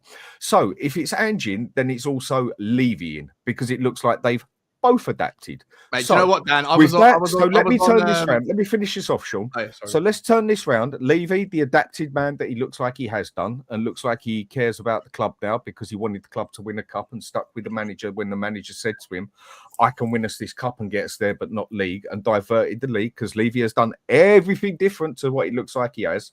Put 25 years behind, that's history. We all know he screwed up, but it looks like the man has actually got a religion now. So it looks. Same as Ange can adapt his tactics and won us a cup, and he's going to adapt his tactics next season and take us places. So if he deserves a chance sentimentally and morally, then people need to shut up about Daniel Levy as well, because he also deserves a chance now as well, because he's changed. Right, let's say Levy has changed and he goes for the best players we can get at Spurs. Yeah? Right? So here's the question one more time, Ian.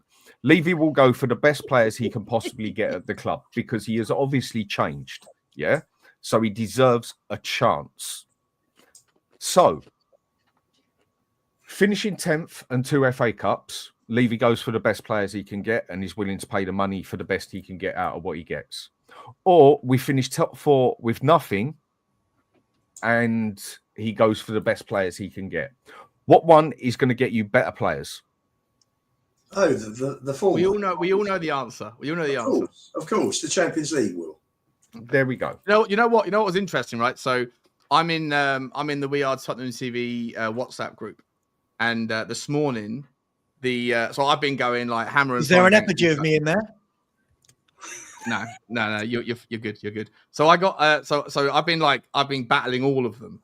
There's like 20 people, 15 people now. I've been battling all of them about this Ange thing for the last week. And I woke up this morning and I fell asleep last night and there was a load of comments, a load of messages after I'd fallen asleep. And I woke up to seeing all of this stuff where Ange has to go. Anyone that says, Ange has to stay. Anyone that says he is just wrong, they won't admit they're wrong, yada, yada, yada. And I was like, wow, okay, that's fine. If that's how you feel, but that's entirely imbalanced, right? That's whatever. Like, I don't care about it. Other people can have their opinions. It's all good. But it's logically consistent that people should be able to, even if you are Ange out, you should be able to understand that there is an argument for Ange in. And you should be able to understand if you're Ange in, that there's an argument for Ange out. Just like everything in Tottenham, it's never one nor the other. It's never black or white. It's always a dividing point. There's always some room for negotiation. There is two sides to it, and I think 100%. A lot can see it. 100%, right? But then there's a guy, I'm sure you won't mind me mentioning him, Simon, who's a lovely fella. And he's always been vehemently Levy out. He's a massive Levy outer. And I was like, he goes, it's not on. You've spelt Lubo wrong. Over. What's that? You spelt Lubo wrong. I said. He goes. No, Ange has to stay. He's earned it, but now it's on. It's over to. He goes. I said you're dismissing the relevant concerns about people that have the Premier League thing to think about, right? Because we're not in, for all the reasons Dan just said, we're not in the Europa League next year. So the lowest hanging fruit isn't available to be picked anymore. It's Aston Villa's turn. We have to now fight on more competitive fronts. And I think that there's relevant concerns. If you don't agree, that's okay. But I think that it's difficult to say that it's not at least a concern. And he said, no, the concern is Daniel Levy, right? Whether he's going to back Ange fully. And if he does, then Ange is absolutely fine. I said, okay, so you've somehow already managed to put this back on Daniel Levy. So Ange has got zero accountability. And now I haven't heard you say anything positive about Daniel Levy, but you are someone that advocates the buck stops at the top. You are someone that always tells me everything comes back to Daniel Levy. Where's Daniel Levy's credit? If the buck stops at the top, the consistent narrative has to be, as Dan just said, if Ange is in, then Levy's in. Or at least you have to sit there and say thank you. And he goes, I don't agree, but I just to shut you up, Sean. Okay, yes, I think that maybe Daniel Levy should be appreciated. I went, okay, well then appreciate him. He went, what? I just have. I said, no, you haven't. You said he should be appreciated. That's not the same thing. That's like me saying I should probably apologize to that person for punching them in the face. But have you actually apologized? And he's like, I'm not going to do that. I said, just do it, mate. Just say the words. Say the words. Say that we can all move on. And I was being a right little pain in the ass. And in the end, I got like a backhanded gratitude. It was like, yeah, well done, Daniel Levy, for doing something right in 25 years. I was like, so you can't do it. People can't bring themselves, when they're that entrenched in their opinions, they can't bring themselves to actually acknowledge that fair's fair. If you hold him accountable for all that's wrong, then this trophy is at his feet as well. And it's very, but they're very more than willing, Sean, to be sentimentally, morally correct on this side, but it doesn't work on that side. Well, I'm sorry, for me, I try and be fair. I look on things on both sides. I want to understand or get both sides. And we all know if there's a left, there's a right, there's an up, there's a down. If there's love, there's hate. There's an opposite and a track to everything, yeah? Mm. And whether people like it or not, Levy has done what the fans have asked him to do. I won't go through the list again and that. And he's also stuck by his man and everything till the end. He was getting all the slating at the end of it, where it would always start off like, well, Angie's this, Angie's that, his tactics are this, his tactics are that. Well, Levy employed A, B, C, D, so it's all down to Levy at the top at the end of the day. Well, now people, whether you like it or not, if you're going to be sentimental with Ange and be realistic, you now have to say, well, Daniel Levy got it right and changed his ways for a season where people were screaming for bring me back the old Daniel Levy, and he actually got it right by sticking by his man and doing what he did and doing everything he did. So he now also deserves credit as well. You can't just have the problem is, mate, just quickly, the problem is that the people that are, as I say, and Simon's just one example. I love him. He's a lovely guy. So this is not me calling him out. It's just using it as an example. But his narrative now, because he's a vehement Levy outer and also an Ange inner, is that if Ange fails next season, it's on Levy. It's on Levy. But when he succeeds, it's not on Levy. This is my whole point. Can I say, by the way, just seeing two publications have just announced that Newcastle are about to go in for a double swoop for Guehi and Mbeumo. That's how you probably get them, to be honest. They'll probably get them. I think that Mbeumo, Newcastle need a player off the right-hand side. And also they could do with another centre-back in there. So that's a dream ticket. How strong does that make them? I'll tell you what, guys. They get Guehi. That is pure muscle they've got at the back and midfield. Mate, they're building a powerful... Newcastle needed a little bit of depth.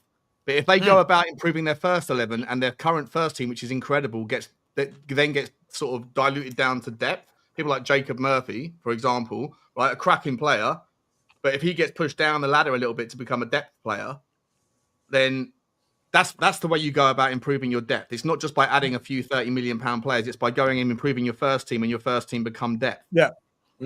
Yeah. But my worry here is, guys, we can talk about Levy, we can talk about Ange, we can talk about whatever. My worry is we're already seeing these teams move. These teams are moving. These teams are acting. Liverpool are acting. City are acting. The Champions League teams that have qualified are acting. At the moment, Man U. But can we act?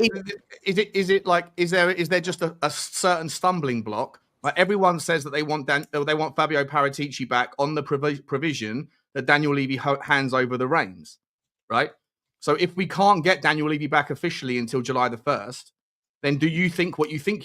Do you mean what you say? Don't you think he's still working though, Sean? Like, I know he can't officially start, but I'm pretty sure he's probably out there doing Daniel Levy's work. Okay, fine. But like, even if it's Vinny, right? Vinny doesn't start until the 1st of June or whatever it is, right? So like everyone that says Daniel Levy, if I want that, because I've done this, played this game on my channel so many times. Like, are you Levy out or Levy in? 85% Levy out, 9% Levy out. Okay, let me rephrase it to use what Dan did like just a second ago. Would you rather roll the dice on a new chairman entirely and sacrifice potentially getting in someone that's not great, and also lose the good things that Daniel Levy's very good at, which is cultivating money and revenue?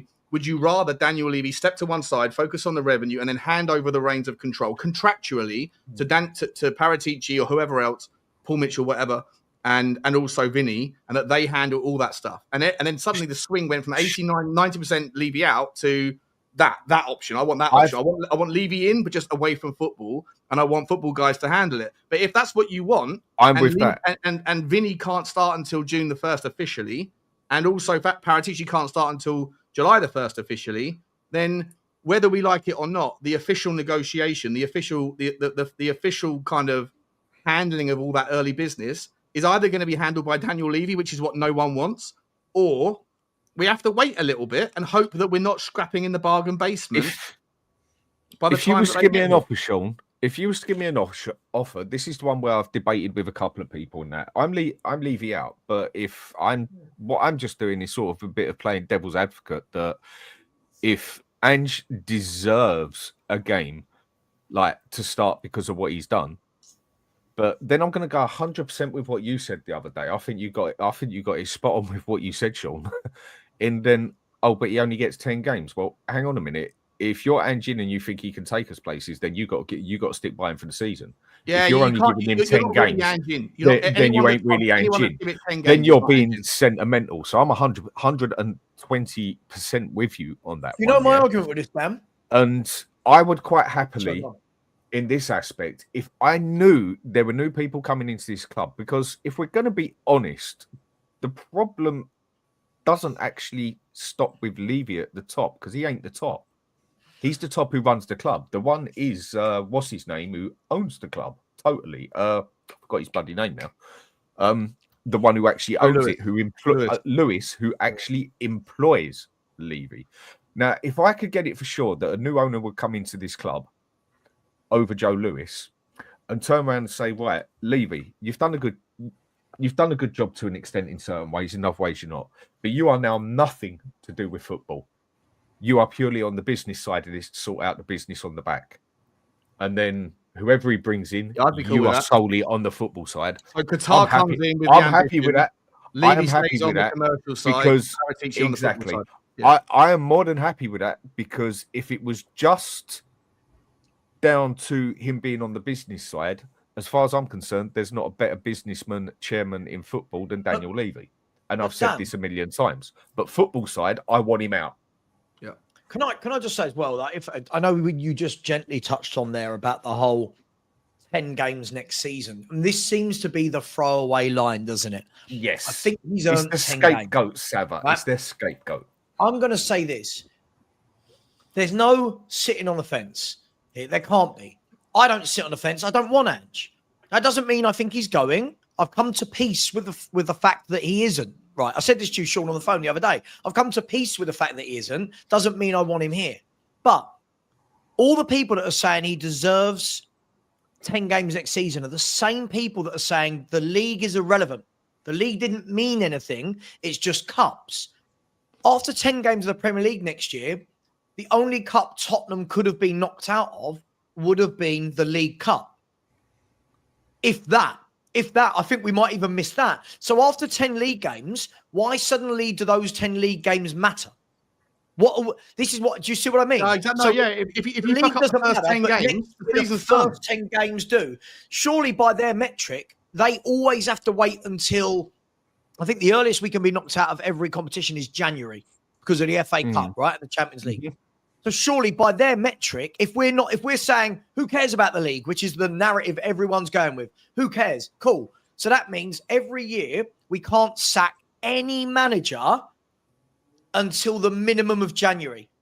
Football clubs don't operate like that. If next year Maresca loses 7 of his first 10 games as Chelsea manager, I can tell you what Clearlake are going to do. See you later, mate. But Savva, by then, mate, what are we fishing in? What size pond are we fishing in? All the good managers have already moved. I agree. I'm with you. If he stays, and it looks, again, I can't say this more times, it looks like he is. If he stays, then these people that have said, yes, he's the right man for the season. No, they're saying that now, Seth, but they'll move their goalposts as soon as they want, and they won't care. They're like, no, he's got to go. Like, look, with all due respect, like the amount of people that have channels in the community in the YouTube space that have been vehemently Ange out, Levy out, everything. All. I'm not talking about Stelbo. I'm talking about other people. You know, Ben from We Are Tottenham TV. Like he has gone 180. I love Ben, good guy, but like the weather vane has moved in the other direction, and now he's calling everybody else that's a Levy outer to stop moaning and start being grateful and enjoy the moment. And then as soon as there's like a tweet that's been shared that Newcastle are on board Gahey or that United are about to sign Mbuemo, him and others are like, for fuck's sake, can't this club like make an early move? I was like, I thought you said we had to enjoy the moment. You know, and by the way, a week ago or 10 days ago, we were all Levy out. Now we're suddenly not, and everyone that's still remained on the same side of that coin is suddenly the problem. Like the amount of goalpost shifting from people that do have receipts, people that are like where the internet doesn't forget, is mind-boggling. So everyone in the comment section who doesn't have a channel, they can say what they want and hope that no one remembers what they said because they don't have hours and hours and hours of their content on tape. They'll move their stance the second it doesn't go right. But it's too important. It's too important of a summer to be basing your opinions on sentimentality. And you have to just ask yourself, do you genuinely think that Ange is the guy to compete in the Premier League, the Champions League, the FA Cup, and the Carabao Cup? And if you think he is, then fair enough. If you don't, then you shouldn't be Ange in on the condition that it's no conditions. Right. It's you're either Ange in and you see how it goes for the season, or you should be, well, actually, if the club can find a better replacement, then we should move in that direction. Sean, I put this out on a couple of WhatsApp groups today because there's been a lot of people going around, a lot of differing opinions about Ange in, Ange out, how the season is. And I got involved in a discussion on the Stills group about is it a successful season or not? And I just put this: if you want to define the season, then domestically we're dreadful, Europe massively successful. Because we so badly needed that trophy and it brings Champions League football next season, then the league position does not define our season. But 17th has to be a one-off. Overall, it was a season of extremes, but we achieved our aim. By the way, I do think that 1-4, drew 2, lost 14 against the top 10 in the Premier League is appalling. Most of the Europa sides in this year's competition are not top 10 Premier League quality. None of them are. None of them are. Well, I'd say Bilbao probably are. Frankfurt not. So for that reason, I've just simplified it down to that. For that reason, we need a new manager this season. That's fairly clear. I thought you were Ange in. Sorry, okay. No, I've never been Ange in. From I thought you were one of the guys that have moved the goalposts. No, Sean. From the moment I saw him stand with his hands in his pockets at Brighton on December the 28th, 23, when we could have been 7-0 down at half-time, did nothing, didn't change anything, didn't instruct people, didn't change the tactics. For me, and that was on top of Dyer instead of Phillips. Ian hasn't been Ange in. Yeah, sorry, Ian. I haven't. I thought you'd move the goalpost following. No, he was through that November after all the injuries and the suspensions. No, I remember you being Ange out throughout the season. I was just Ange out. No, he hasn't. I've seen Ian debate it on 2 shows now on how brilliant he thinks Ange has done, but he doesn't think he can take us any further, and he gets the sentimental side of it. But the thing that pisses me off more than anything else, though, is just the way that Ange wants everyone to remember. I told them and they didn't listen. Right, that thing is, I said we were going to win. I always win in my second year, and that meme that's been turned and spun into 1,000 different things. Sure. I was listening, Ange. I remember when you promised me a title challenge in the second season. You haven't spoken about that recently, have you? I remember when you said that it was too few games. That was the reason why the first season wasn't great. Then it's too many games. I remember when you took credit for Jed Spence. I remember when you told everybody that Tottenham fans were surprising, which is another word for a fucking shit show, for deprioritizing Manchester City game because we cared more about Arsenal not winning the league than it did than us winning a game of football. I remember him saying, and then he said that Tottenham basically said Tottenham fans are a fucking disgrace because they care more about Arsenal not winning than Tottenham winning, right? And then he turns around and says that I've deprioritized the league deliberately, taking credit. I remember when he said that top 10 and a trophy is a bad season. And now he's taking credit and saying that finishing 17th was all part of his grandmaster plan. I remember everything. He also said he didn't want experience. About 15 more He also said he didn't want experience. He didn't want leaders. He wanted to develop them. He also said he didn't want to make substitutions at Brighton because we didn't deserve the point. Like, everything he said. Yeah, that's the other one. It's the other one. Yeah, I'd rather lose the game than win the game badly or something like that. Whatever he said. That was at Brighton. Yeah. Like, when he turns around and says, I told them they didn't listen, when you say everything, it's like a broken clock, right? Yeah. You're going to be right twice a day, right? A blind squirrel finds a nut. Yeah. But where I find it insulting is that he expects us to forget the 99 things that he said that was wildly off. He's got an army that have shown that are telling us we have to forget that. They've got an army. Look, can I show you something, guys? Right? You, Lubo and Dan, you're on this group. You would have seen it. When you see this, instead of thinking it, when you actually see this written down, this is what people think makes this man a great manager, as opposed to the 2 years of crap in the Premier League. When you look at that. Yeah. Right? Now, when you look at that, again, if you guys were going to go, how many of them are top half Premier League teams? Right? How many of them don't even win the championship, by the way? Right. I would argue that Frankfurt, pre-Marmouche, are definitely a top half Premier League team, and Man United normally are, right? Look at that. That is the difference between you're in the mud, you're wrong, Ange told you he was going to do it. That is the reason, apparently, that we had to throw the league, which I don't believe anyway, because to follow on from Sean's theme, another thing he said, Sean, when the players are back fit, watch us fly up that table, right? So all of these things he said, he's now changed. And listen, let's just say thank you very much. I love that he's won us the Europa League. But I've now got fans telling me, I'm seeing people, they're shitting on Pochettino. Suddenly, Poch is shit. And you're like, hang on a minute. Pochettino took a downtrodden club, turned us into one of the best teams in Europe. We had the best defence in Europe. We went unbeaten at home. No one wanted to play Tottenham. We were scary going forward. But we're saying because he couldn't win that Champions League final, which, by the way, the Champions League final, not Europa League final, after Barcelona, Inter Milan, Dortmund, Ajax, Man City, Liverpool, after this run, we're now getting people going, fuck Poch. What? Like, Savva. Sorry, what is going on? The problem is with this. Poch was talking about it. The problem is with this. This is where I just feel people can't put reality aside with emotions and everything else. And we all know people struggle with emotions in life. And I think anyone who has anything to do with business or even messes about with shares and credit and that understands that if you do things emotionally, your business is screwed. And that's all there is to it. End of. I think people can vouch for me on that one, yeah? And the fact of it is, whether people like it or lump it, yeah, for that day, it is great winning that cup and everything. And I want to win more cups at Spurs. But I want both. I'm sorry. I am happy that we've won the cup. No. But I'm not satisfied. And all of a sudden, to me, it looks like a lot of people are satisfied. And it goes back to what I said. Whether people like it or lump it, this is a fact.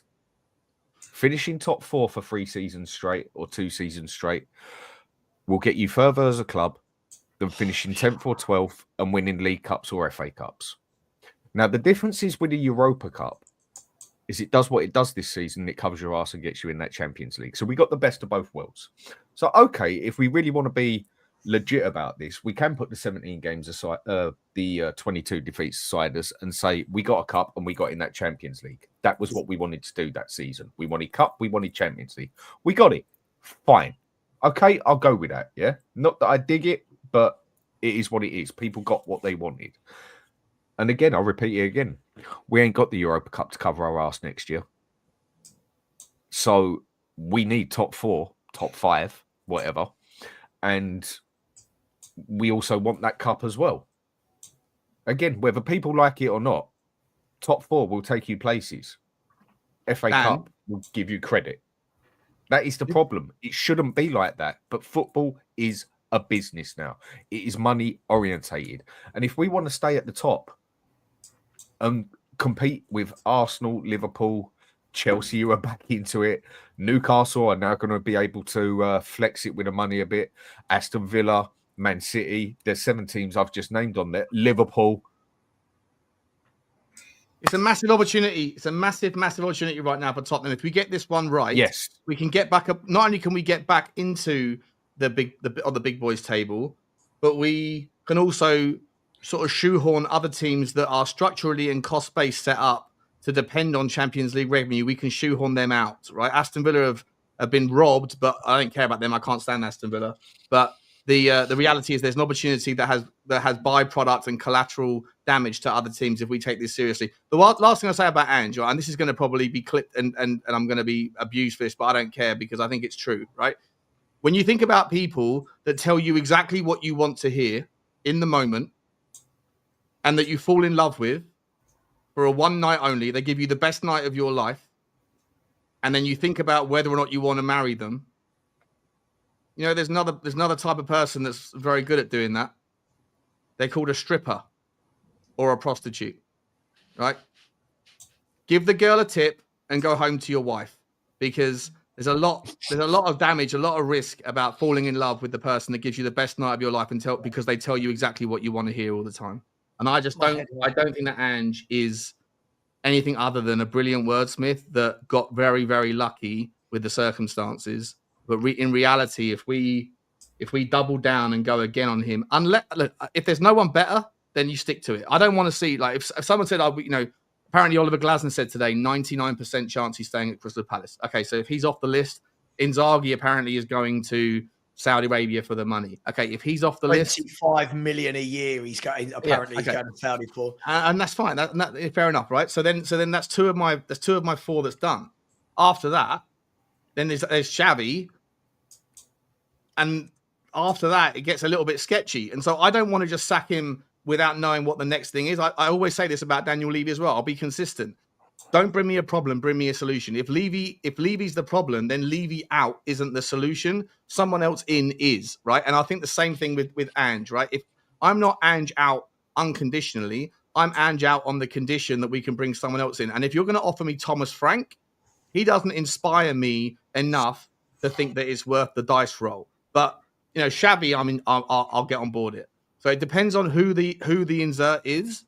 But ultimately, I think that, generally speaking, we're all very guilty here of proximity bias. We're very, very guilty of and as time goes on, I think you'll see more and more as the memory from last week starts to get a little bit more distant. You will see more and more people that were Ange out, that became Ange in. You'll start to see them pivot back across as they contemplate the reality that next year, as Dan said and Savva said and Lubo has said, that you don't get to play Ferencváros in the Champions League. You don't get to play Bodo Glimt in the semi-final of the Champions League. You have to, if you want to have a decent run at that, then it is what it is. And as you also correctly said, that Champions League is where the money's at. The only way back into the Champions League next year is by winning the Champions League or by finishing top 5. So the league suddenly matters again. It matters massively. But the problem is we suddenly got to this point now where people are sitting, like, look at the arguments in our WhatsApp group. I'm not going to name names. Look at the argument across all of us creators where people are going, I'd happily finish 15th and win a League Cup. And you're like, what? Like, that's a sure. lie. But this is where we're at now. Listen, I get it, right? I've said this all along. We're so starved of success, right? We're so starved of success that we say these things. But what I'm saying is, don't ask Daniel Levy. Don't listen. And again, I've got my gripe with Levy. My gripe with Levy might be different to what Lubo's gripe with or Dan's gripe is. My gripe with Levy isn't that we didn't win more trophies, because for me, I put a lot of that on the managers in the finals. Yeah, I've said before, Daniel Levy didn't make us lose to Blackburn in that final. Daniel Levy didn't lose on penalties to Man United. Daniel Levy didn't make us lose to Liverpool in the Champions League final. I blame Levy for when we've had the chance, i.e. Champions League campaigns, and you've got windows like this one. This is where I blame Levy, because this is where you go, right, kick on. Go and get 3 or 4 top players that walk into our team. Boom. But if you are going to ask for Daniel Levy to compete with City and Liverpool, if you want Daniel Levy to compete with these clubs and show by their metric winning mentality, by the same metric, you can't be sitting there and saying you'd be happy with 15th and a trophy. What Correct. We can say is, for this 1 year, 17th, for this one-off, 17th, boom. And this is why I get really annoyed. I've got this army of people going around YouTube channels saying Savva thinks 4th is better than a trophy, and they're not listening. If next year, guys, off the back of finishing 17th, I said to you, Spurs are going to have some deep runs in a cup, ultimately not win one, but finish 4th, I am taking that because it then gives you a second year in a row in Champions League with second year of Champions League revenue, right? Players then start to see, hang on, Spurs are at the top table again. Spurs are eating at the top table again and again and again. That doesn't mean that I'll accept that every year moving forward. That doesn't mean I say every year, oh, fourth and no trophy. But we want to run before we can walk. 17th. I'm offering people second to fourth, and they're telling me that would be failure. Savva, by the way, it's all hypotheticals, right? Around winning a trophy. You don't know if you're going to win a trophy until the last week of the season or in the Carabao Cup. It might be so like this notion of I'm happy to deprioritize on the condition that we win a trophy. That doesn't you can't. That's not. That's all just nonsense bullshit. So for 9 months, I don't care about the league. 9 months, I don't give a shit. But we better win a trophy. What happens if we don't?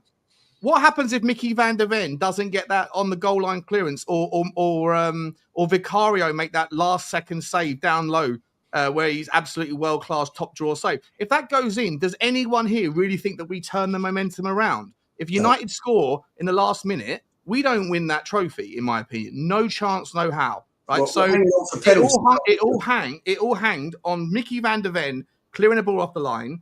I've watched that fucking replay 1,000 times. I'm still not convinced that it's Brennan Johnson's goal, as much as he wants to claim it. That's fine.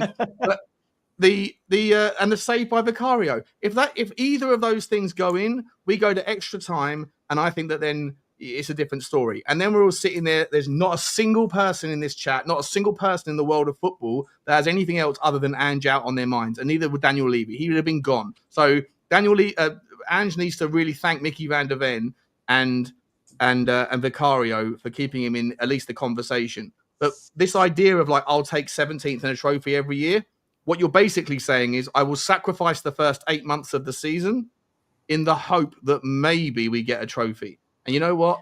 Next year, we don't get to play Bodo Glimt. We don't get to play the worst United team of all time. We have to beat PSG, Inter, Real Madrid, Barcelona, Chelsea, Arsenal, and at what point in the last 2 years Atalanta, any demonstration that we could do that? But those people, what they would do is if we got to the final and lost let's say next season we finish 15th, right, and we get to an FA Cup final, and we lose that FA Cup final, which will be at the end of May, like this season. Levy out again. Protest. Change the Tottenham. Then go to this manager is shit. All and Levy's fault. Now, again, this is what I don't get. If we're going to judge a manager being shit on 90 minutes, how can we judge them? Can't we judge them the other way, being good on 90 minutes? So those same people that are going, yeah, but Poch didn't get over the line. So 90 minutes. Didn't Ange tell everybody, if you thought I was a shit manager yesterday, then you should still think I'm a shit manager tomorrow. Right. So by the horse's mouth, if we're going to take him on his word, I told them, they didn't listen. I heard that bit as well, Ange. I don't change my opinion on you based on 90 minutes of football, and neither should anyone that's Ange in. But the whole thing, Sean, the whole thing, you talk about Ange and what he says. Ange's favourite line is, "It's who we are, mate." But he won the Europa by not being who we are, mate. So complete bullshit. This whole thing about it's who we are, mate, on virtually every interview for 15 months was a load of shit. When he described when we lost to Ipswich following the City game, right? Was it Ipswich the next game or Palace? He turned around and said, this was 18 months into his tenure. I'm not interested in single games in isolation. I'm very much focused on installing the message. At the time, I said, mate, if you've been trying to install a very simple message for 18 months and you haven't done it yet, there's something wrong with the fucking message, bro. The one that makes me laugh most out of all of it is, I mean, for obviously past season or so, there's been a lot of us having a debate on Ange in, Ange out. And one I can definitely speak for, two I've definitely spoken with it many a time, Savva, Stel, Maz, Ian, Dietrich, Ali. I could go through a lot of people, yeah? And when certain managers have been mentioned, like Thomas Frank, Glasner, even Inzaghi, which is very highly unlikely to happen, but he is a manager I would love at the club, and other managers that have been mentioned, what I see on the chat more than anything, one or two YouTubers, but mainly on the chat, is that's not the Spurs way to play. That's not the Spurs philosophy. I refuse to have that, Frank, at the club, because we have a philosophy at Spurs. We are an attacking club. This and that. Yeah. Bollocks. You're all going back to being sentimental again, as far as I'm concerned. Because I don't think one single person here on the chat or whatever started whinging and whining about a Spurs philosophy when we went 3 games straight and won them through literally sitting back on a goal line, playing more pragmatic than bloody Conte has ever done, and basically doing a Jose Mourinho shutting up shop for 45 minutes and scrimping and scraping it by the skin of our teeth on a 1-0, when some of these people on certain YouTube channels talking that, we're talking about how I would rather lose 6-3 to Liverpool and play the Spurs way than scrimp and scrape it and win it 1-0 the dirty Conte way. Well, hang on about people. You're now bigging it up left, right, and centre. Make your minds up. Yeah. This is where I feel people need to practice what they bloody preach, and they don't. And the Spurs way, just to remind everybody that the Spurs way that people talk about is the football that Bill Nicholson played. That's where it comes from. It's like West Ham with the West Ham Academy comes from Ron Greenwood. That's where it comes from. So you go back to the 60s, and we had terrific players. We had the best players, for a few years. We finished first, second. Following year, won the Cup Winners' Cup, first English team to win in Europe. That's where the Tottenham way comes from. We're not playing the Tottenham way, and what everybody. But that's okay, right, Lubo? That's okay to not play the Tottenham way. I just want winning football. That's all I want. Yeah, winning football. But why do we waste 2 years on playing the Tottenham or playing Ange's way, right, and then pretending like it's the only way to play until it mattered, and then he hasn't? You know what? This is what I'm torn about this, right? Do I need him to come out and acknowledge that he was wrong? Like, part of me is like, no, like, what difference does it make? It's just words. It doesn't matter. But I tell you what, like, I will never get sucked into another thing that he says. I won't care what he says in the press conference. For the last 2 years, I've had so many moments where I'm like, you know what, bro, this it's not good enough. And then he says something in the press conference and he sort of draws me back in because he knows how to put the right words in the right order, right? He knows what to say. And obviously the players are buying into it / falling for it. I don't know, whatever you want to call it, right? But at the end of the day, none of our opinions really matter. Here's the question I want to ask you lot. Like, how big of a deal is Romero staying to you? Because if Romero's saying, and this is the noise right now, that he was gone, but if Ange stays, he'll stay. If Ange goes, he wants to go. Lucas Bergvall was asked, are you 100% behind the manager? He said 100%. Right? 2 very important players for our team.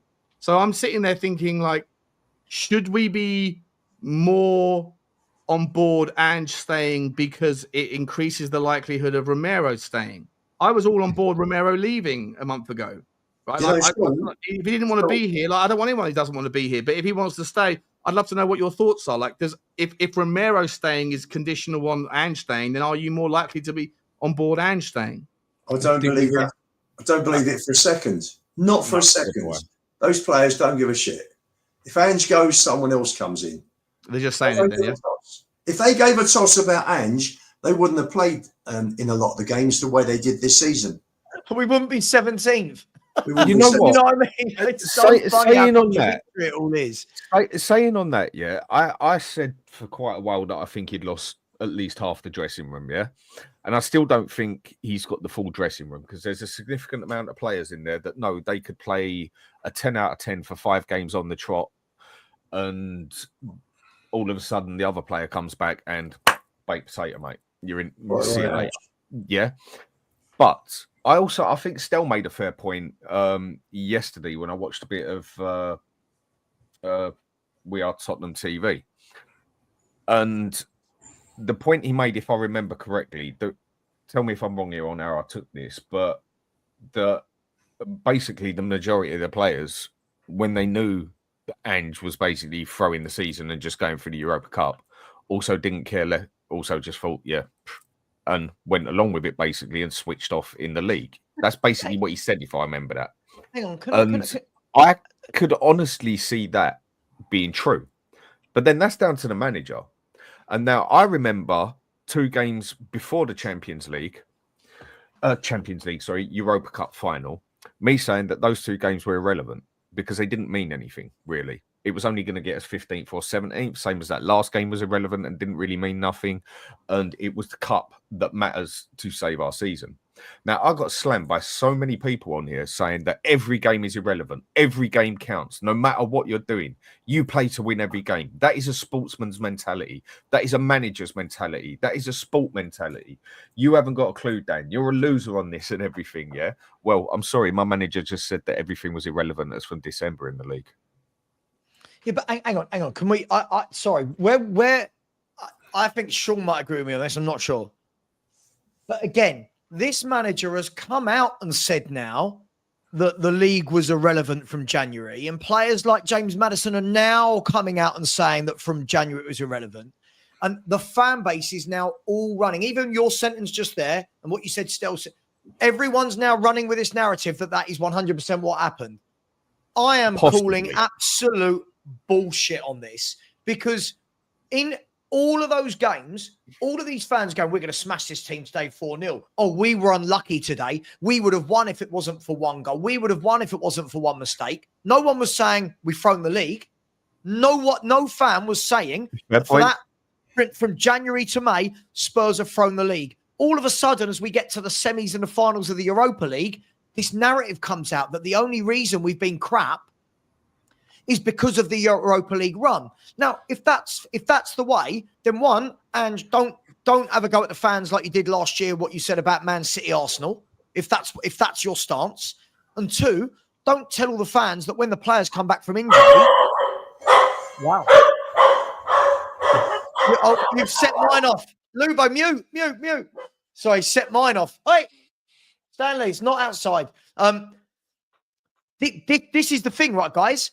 You can't be saying one thing and doing another. Like James Maddison being wheeled out across Sky Sports News, going, yeah, well, we kind of knew from January. Hang on, from January, all of these Spurs players have been saying, our form's going to improve. We're waiting for players to come back. Then when that didn't happen, suddenly we've thrown the league, right? Now, let me put this out there for anyone. Let me go, guys. Right? I'm ranting, right? For all of these people in my chat that are sitting there going, but Savva, you think Pochettino, by the way, I don't even, Dan, you know my opinion of Poch. I'm not like Poch. People going, Savva, you think Poch is better than Ange? Yes, because Pochettino didn't finish 17th in the league table and got us to multiple cup finals and European runs. We can't just sit here and reinvent history. If as a manager, you have to throw an entire league campaign to beat those teams, I said, right? If you have to throw, sorry guys, I'm in one. If you have to throw an entire league campaign to beat that lot and win a trophy, don't come to me and put them in the same name as Birkinshaw, Nicholson. Don't put them in the same name as Harry Redknapp's and Pochettino's, who done a great job. Don't put him in the same breath as Martin Jol, who made this club from absolute shit to a team that were in the Europa League every year. This is mad. Billy, with a better team, Pochettino also didn't have us 17th in the league. He coached that team. He made that team. He coached it, right? Hang on, Dan, let me go, right? Don't do this, Billy. I agree, Poch did not get over the line, but this is absolute insanity how suddenly, because of those games, we are now saying that Pochettino isn't better than Ange. What Poch did for a 4 to 5 year period at this club was brilliant. Yes, it went stale. Yes, I think he did have to go in the end. But how on earth are our fan base doing this? How are we rewriting history this much? How are we asking hypotheticals of, if we finish 17th next year but win a cup? We're Spurs. Stop talking like we're Burnley. Stop talking like we are Wolverhampton Wanderers. No offence. Stop talking like we're Sunderland who have just got promoted. This is madness. Poch got 4th and a Champions League final whilst Dembele was sold halfway through a season, our best midfielder. Harry Kane basically missed the second half of the season. That impressed me massively. That impressed me. Sorry, I'm out. That is mad. The word you're missing on here, or the way that's missing on here, yeah, is Ange has been a more successful coach than Poch. Fact. Like it or lump it. He's got a cup behind him. Who was the better manager? I'm going Poch hands down for what he did on a significant basis. But on the CV, Ange is the most successful manager we've had in 40 years. And that is all there is to it. But it is if you're still going to put the Europa League at the level it was, Dan. This Europa League for me is not... It might not be at the level, but success-wise, even if it's just a League Cup, he has still done better than Poch. But is he a better manager? No. And that's where I think people miss Dan, let's judge it next season. Hang on, Lubo. Sorry, let me just come to this one point. Let's judge it next season then. So can we all agree by their metric that if Ange doesn't get to the final of the Champions League and get 4th place at the same time, he is worse than Poch? Isn't that how it works? So he's got to get 4th and the final to be as good as Poch. There you go. Fine. I'll go with that. We'll see next May if we're in a Champions League final. We'll see if we're 4th. Sure, Billy. I don't know how old you are, how long you've been following Spurs. Number one, go and learn your history if you don't know it. Number two, consider Poch's team against Ange's team and how many of Ange's team get into Poch's team.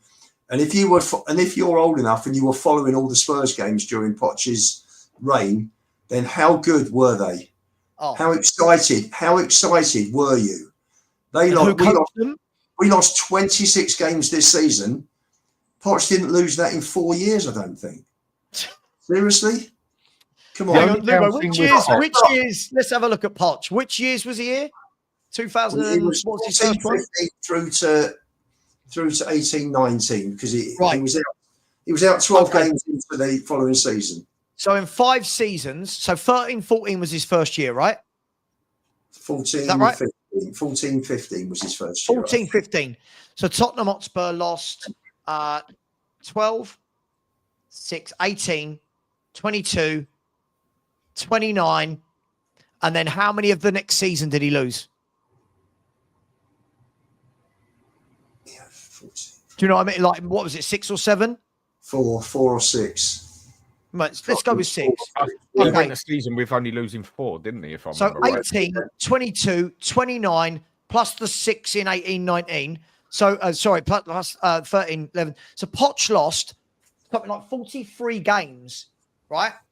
43 games across 5 and a half years in the Premier League. This manager's just lost 34 in 2 seasons. So we've got this is madness. He hasn't. He's lost 40. He's lost 40 in 2 seasons. Premier League. I'm just going Premier League. He has lost 34 games in the 2 seasons. But because Ange did that, because Ange won that, we're now saying he's a better coach than Pochettino. People are shitting on. This is mad. It's just technically he's more successful. In the Europa League, yes. In the Europa League. Let's see him in the Champions League. Premier League, I totally Champions agree League, with it. Not, right? But Poch was never able to cross that line when it really mattered. And he wasn't. I understood. Seemed to get a little something wrong. And I understand, but let's see then, Ange. Let's see Ange go one better than Poch in the Champions League next year. No excuses. No, I'm agreeing. Squad. I do not think he is a better manager than what Poch was. Never in a million years. Not a chance.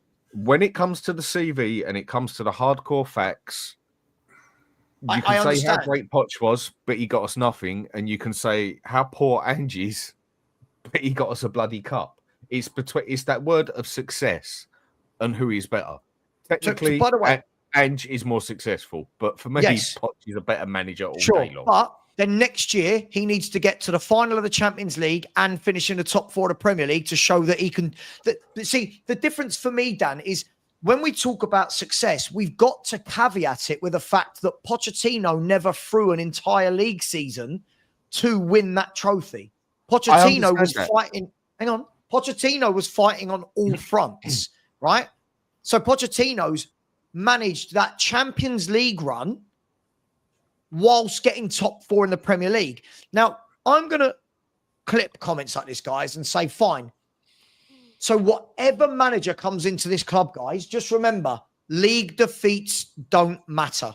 Just remember this. Next year, every time we lose a game, guys, just remember, league defeats don't matter. So when people are complaining, my only line to them is going to be, you can't complain. The league defeats don't matter.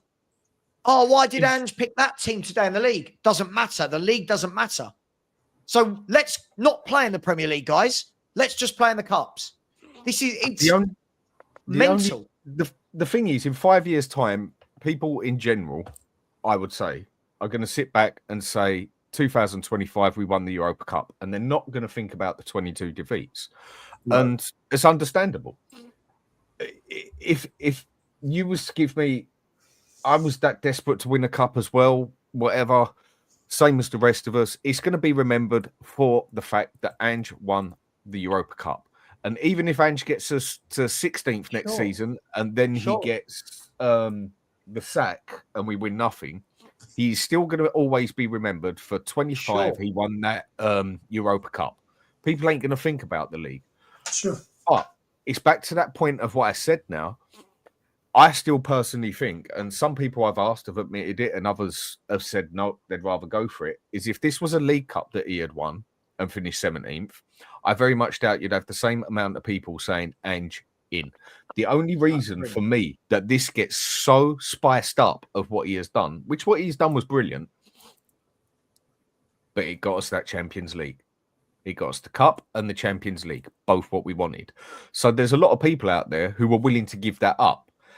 And I can sort of get that because we got the best of both worlds in a way. Had a terrible season, but we got the Cup and we got the Champions League. Okay, I'll go with that. But next year, people, Europa Cup ain't going to cover Ange's ass. And we still want Champions League, do we not? But then I do find there's a lot of people out there who will quite happily accept 10th, 12th, 15th. So Dan, let me say this. So we lost 11 out of the last 16 league games, I think. Mate, have you seen the last 12 league games? We won one, which was Southampton, right? Yeah.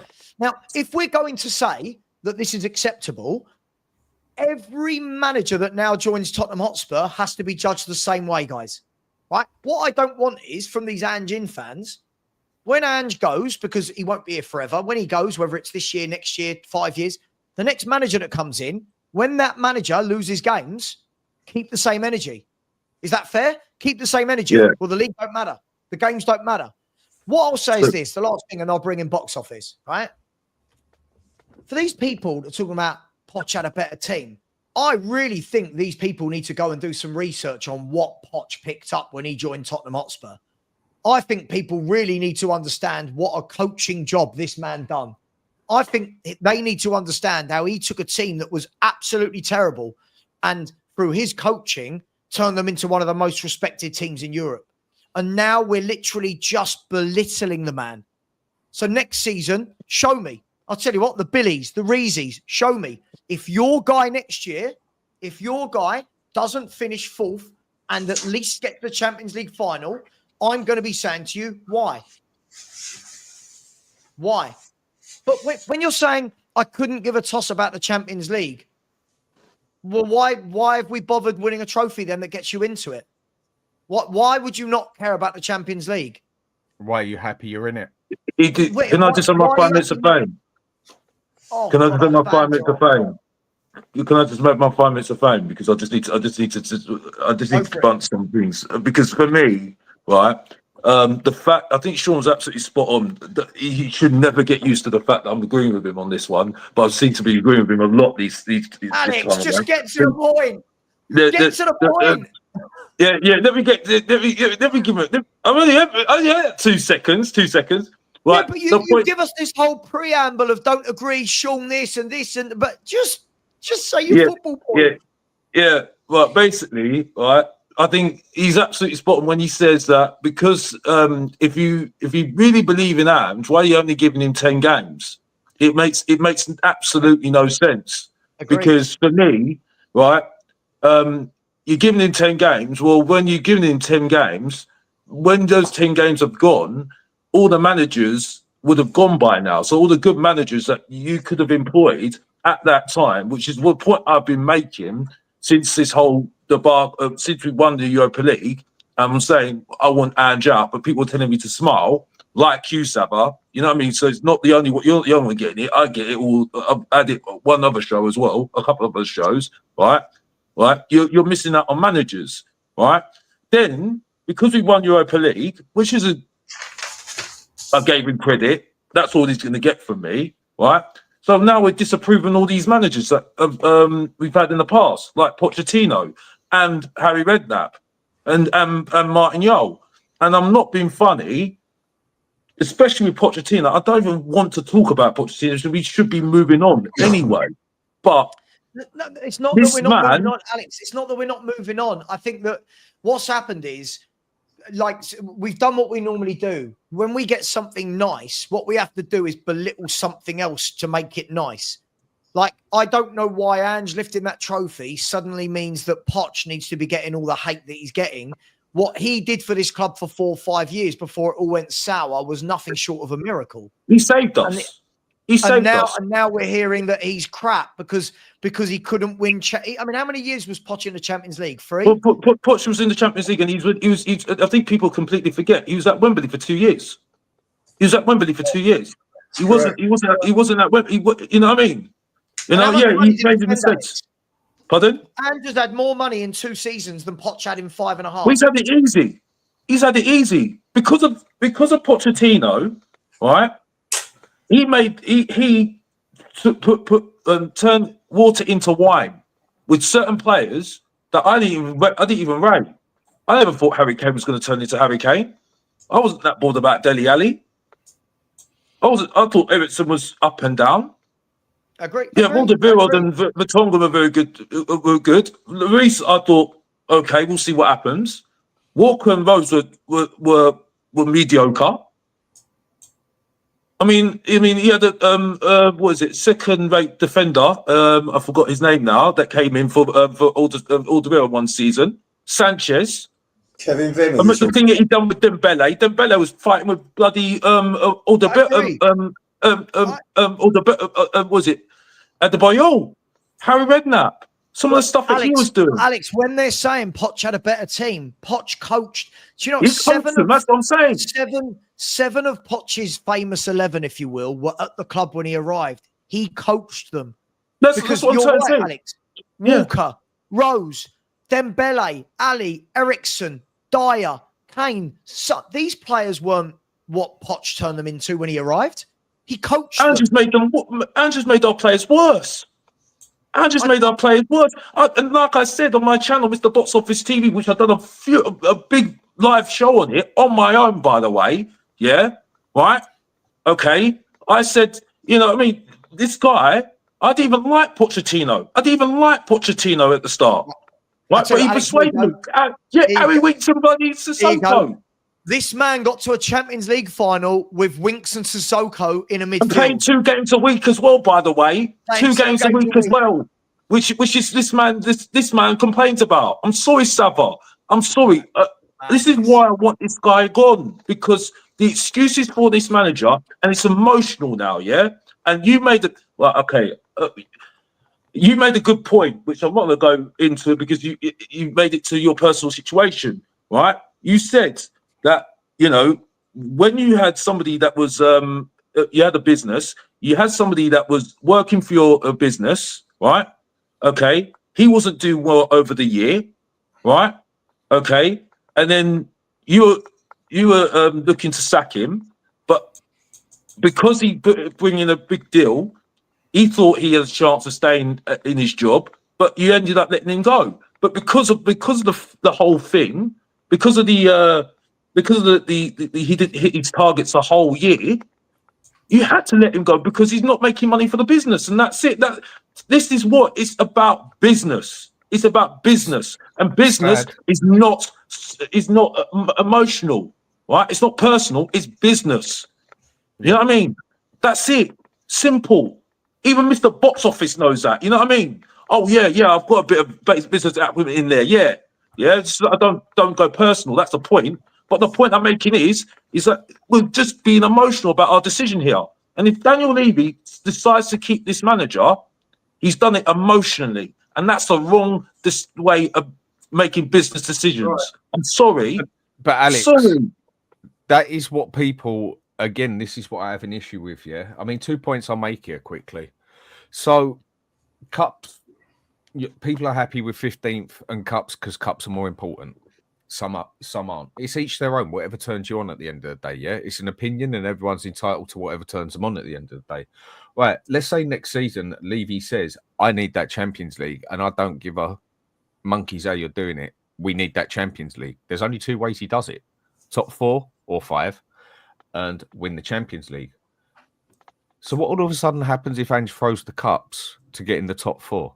I bet you'll still have those Ange fans going, yep, he got us top 4, Ange in, this and that. But hang on a sec, I thought cups were more important than anything. Exactly, Dan. They've backed themselves into the luxury. And the other side of it, with what you're saying, this is why I've got a bit of an issue with this Levy out bullshit now, and I will call bullshit, because I think at that protests, I think the next protest is truly going to show how many people were actually there for Ange out or Levy out. Yeah. This is where I think we're going to show where we stand. And a lot of people going on years and years and years about how they want Levy to do what is correct for the football side of the club, not what is correct for the business side of the club or whatever else. Now people have turned it all of a sudden, all these people that hate Levy and everything and that, they now want Levy to do what is morally correct, as in give Ange 10 games because he deserves it. Well, now you're not asking him to do what is best for the club. So a lot of people who have stated Levy out for the past 5 years, I will call bullshit. Yeah, but it's not just that though. It's not just that. No, Dan, because obviously Levy needs credit now, and he's doing what the fans want. So I don't want to hear that any moaning. But the thing that annoys me a lot. No, I'm not having a go at Lubo because Lubo is. Own it. No, I'm not. No, I'm not. Don't do that, Savva. He's a good man. He's a good man. You know what I mean? No, he's a good man. He's a good man. Yeah, you had to go at me earlier, by the way. So, Savva, you got to be nicer to Mr. Box Office because he supported you as well. You know what I mean? But the point is, though, yeah, right. The thing that annoys me a lot, and it's hurt me so much, right? He's willing to risk relegation, right, in January. Yeah, relegation. Right, because we were not safe in January. We were not safe by any means. Mathematically, we were not safe.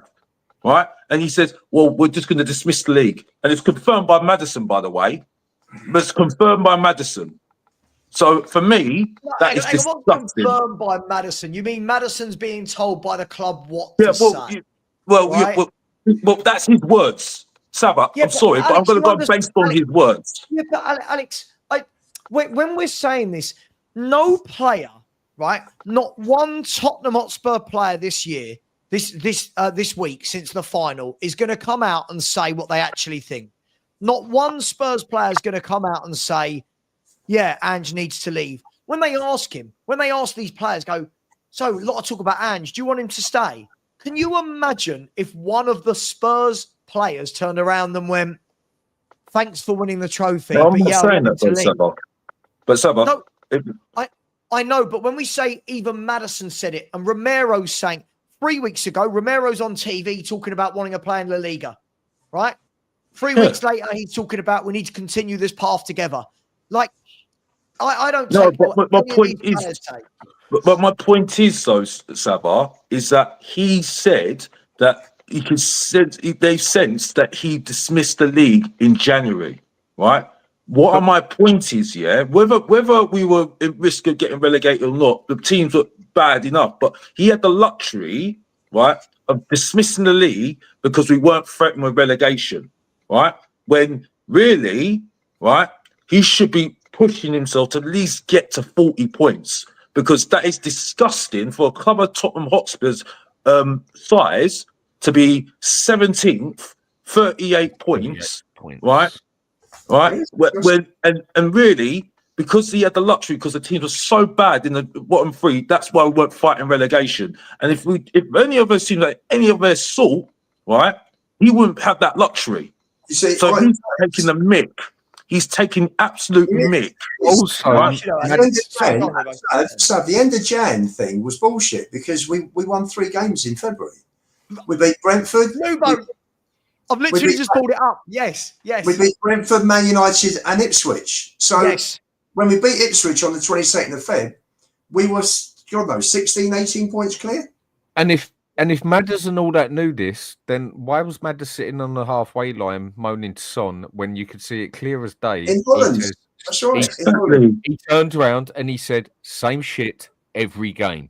Yeah. This manager thinks we're stupid. The manager thinks we're stupid. That's what it looks like to me. And that's what when someone insults my intelligence, we'd thrown the season anyway. So why is complaining about same shit every game? It makes no sense. Exactly. So why is this manager insulting my intelligence? You see what I'm saying? Reezy, just so you know, you've come into my chat before every game. You have never said this once, and you have predicted, oh, we're going to beat these today 3-0, these today 2-0. Now, all of a sudden, we didn't try in any games. Lubo's bang on. Why did we beat Brentford in January then? February the 2nd. Sorry, in February. Why did we beat Ipswich? Why did we beat Man United?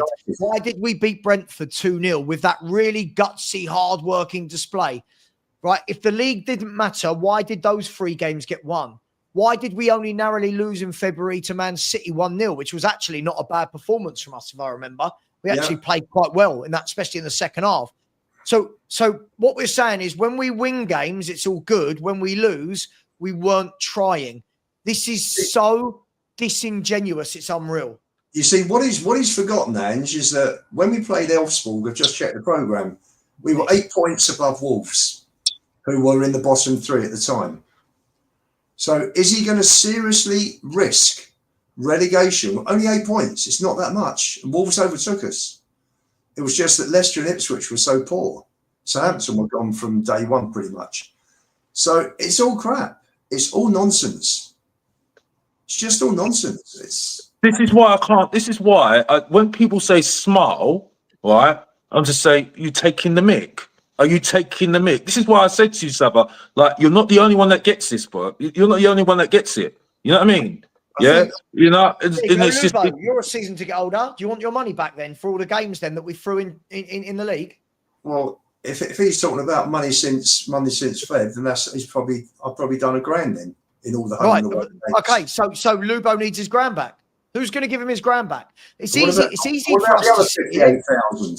What about the other 58,000 that go to home games and the regulars that go on away games? I think it's disgraceful. The league was irrelevant though, Ian. So obviously people like you and fans weren't taken into consideration. No, of course not. It makes you laugh. Yeah, Ash, you're right. If the league didn't matter, then why against Brentford did we adopt to not play the normal gung-ho football? We actually sat in, defended really well. I think that game we had something like 40 crosses against us or something. It was like a ridiculous number. So why? You're right, Ash. Why? This is the thing. These people don't want to hear it because what they don't want to admit is that we were just crap in the league. What they don't want to admit, right? Absolutely, Jay. Absolutely. Using this logic, Spurs can win the league if they want to turn it on. Mate, this is absolutely it, right? No one is going to tell me that Spurs are training all week, get to a Premier League game and are told, don't worry about today. I'm not hearing that. He's messed up in the league. I said this yesterday, guys. Why is it us fans that don't want Ange here, we have to go, we're wrong, just admit you're wrong. He won the Europa League. But those fans over there don't have to say, God, we're wrong. He's terrible in the Premier League. Doesn't it work both? I'll say I was wrong about him in the Europa if these fans admit they've been wrong about how good he is in the Premier League. How's that? Is that fair? To be honest, I don't think it really matters anyway. It doesn't matter. No, but it's not. No, Alex, it's not about whether it matters. My point is, people can't sit there with the bigger going, you're in the mud, you're wrong. Well, hang on. That would suggest that I only judge Tottenham by Europa League. I'm judging Tottenham by the Premier League. I'm judging Tottenham by... Hang on, Alex. I'm judging Tottenham by the 38 Premier League games a season, which will always be the biggest volume of any competition you play every year. And in that competition, Spurs are the worst team out of everyone other than the relegated three. Yeah, own it. absolutely. Just say he was shit in the Premier League, his tactics don't work, and then I will say he was brilliant in the Europa League and his tactics worked. There you go. Is that a happy medium? That's a happy medium, but I don't think you're going to get. I don't. They're not going to do that. They're not going to do it. That's what I'm saying. I've come. This is where me and you are different, Savva. I don't care anymore what they think anymore. You know what I mean? Yeah, because they don't come to debate us. The point I'm making is, at the moment, my concern is, right, nothing will change transfer-wise at Tottenham Hotspur, right? Okay? So, for me, how are we going to get the best out the squad that we have when we've got Champions League, Carabao Cup, FA Cup later on, right? Champions League is going to be till after January as well, after the New Year terms, right? And you've still got a season to navigate, right? We couldn't cope last year with Europa League and Carabao Cup, right? This year, right, you've got a season where you've got teams that are coming up, which I don't think they're going to come up sleeping this next season. I don't think they're going to come up next season sleeping because they've got the. I mean, Leeds, and who else went up? Burnley. They're not coming up just to make up the numbers. They're not coming up to make up the numbers. I know that Championship's not great and that's it, but I don't think it is. So we cannot have the same attitude like this season. You know what I mean? There needs to be improvement. If Ange's staying, which I don't think he should be staying, right? If Ange's staying, he's got to look at it and say either his coaching staff need to change or something needs to change to stop this his attitude in the league. Because for me, you can't just switch it on in the league and switch up and try to catch up. How many points are we going to have to catch up to get up to the level of getting at least mid-table next season? Alex, it's a lot. Alex, the truth of the matter is that in the Premier League, Ange's out of his depth, and this is his way of, covering his backside. That's it. He's completely out of his depth. We've seen that for 2 seasons. We've lost 34 games in 2 seasons. That's the point. So how can you? I don't know. This is why I feel numb to it. People want to swallow this shit. That's up to them. Everyone's entitled to their own opinion. It's not for me to tell people. Exactly, Ian. They are. But again, it's where some people are just not understanding what football is all about these days. It's the reality. We're not back in the 1960s, 70s, or even 80s anymore when it was all about winning cups. Sentimentally and value-wise, cups are excellent. Business-wise, unless you win the Champions League or the Europa, really, cups mean nothing. But Dan, they mean nothing to a club because it will not progress. It will not progress the club itself. It all looks good in the room and that, but like I said earlier, when it comes down to it, a majority of clubs, they need top 4. They have to get top 4, and if you don't, top 4 is going to get you further than winning an FA Cup or a League Cup. But Dan, I want both, and I think Spurs are big enough for both. Sure, but Dan, it can't stop with top 4. We've got to be competing and winning trophies the way that Chelsea, Arsenal, United, City, Liverpool been doing. Exactly, but you got to walk before you can. You got to walk before you can run. Of course, but in the past with Levy, it's just been top 4, and that's it. He hasn't gone the extra mile. He doesn't take the risk. But Levy has adapted. He's changed. We'll see. Let's see. We'll see this summer. Well, has he not changed his ways this season? All I will say to him was that he took a risk, he took a gamble, not sacking Ange, which he doesn't usually do. So has he changed? And it came off, correct, and it came off. But that was on the back of a summer where the whole transfer window was based around him bringing down the wage bill. Has he changed? Spending as little money as possible to try and gain investments because they need the money for the hotel, which they've got to build. They've got to build the hotel, Dan, if they're gonna host the Euros. And he done it a certain way. It came off for him. It came off for him. He took a big risk and it came off. Right. It came off so did Levy change? Everything he did this season was totally un-Levy. So we can sit here and say there is a possibility that Levy has changed. And again, he would have sacked him, but he would have sacked him. Exactly. There's a lot of things he wouldn't have done. He'd done it so different this year. And Levy could have changed. So if Ange deserves a chance morally out of that he has changed and adapted, which he has done, so it shows in his cup games, then Levy gets the chance as well because he's changed and adapted as well. So if it's Ange in, it's got to be Levy in as well. You can't just have it one way or the other. You can't give morals to one person and say what is emotionally correct for them and they deserve, and then go and grill the person who made this happen. Levy made this happen. Levy employed them. Levy got it right. Levy stuck by him. Levy gave him the players. Levy gave him the money to spend. Levy got the people who employed him. So if this always works up to the top because everyone was slamming Levy for the point that he picked such a shit manager in Ange, then Levy gets the credit for this as well. This goes to the top, and Levy is the one that made this happen. We had a net spend of 30 million last summer. Do you think that's? But we won a cup. But we won a cup, Ian. Who cares? Okay. That's what matters. Okay. It worked out this time. Sometimes you get lucky. So he deserves another chance. So for this season, there should be no Levy out protests because he deserves as much of a chance of changing as Ange has. Thank you for saying that, Lubo, though. Thank you for saying that he got lucky, Lubo, Levy, because then Ange got lucky as well. Then you know what I mean. So if we're gonna go with that logic, listen, I'm not having a go at you, Lubo. It's just that when I hear loads of people saying about Ange, we need to respect him, all that. Yeah, I gave him his credit. That's all he's getting from me. Yeah, but he did get lucky. He did get very lucky. Can I? By the way, guys, everyone in the chat, listen. I listen. You know me. I'm very interactive with the chat for my sins, and I'm always told not to be, right? But I always pride myself on being that. I will always interact with you guys, but what I won't have is lies. All right? And people are sitting here going, "Savva, you said Bodo would knock us out." No, I didn't. I never said Bodo would knock us out. Let's not do these lies. I said it'd be a hard game. I said it would be a hard away game. Let's stop with the lies, right? No one said that because Spurs had a bad league campaign this year, we definitely have a bad league campaign next year. No one said that. You got to listen. People like Petro in the chat, you're starting to make things up that you're not saying. And as my mum, rest in peace, used to say to me, 2 of these, Richard. 2 of these when I was a kid, she said, 2 of these. Because she'd say something, I'd paraphrase it back wrong, and she'd go, no. 2 of these, right? So please listen to what we're saying, right?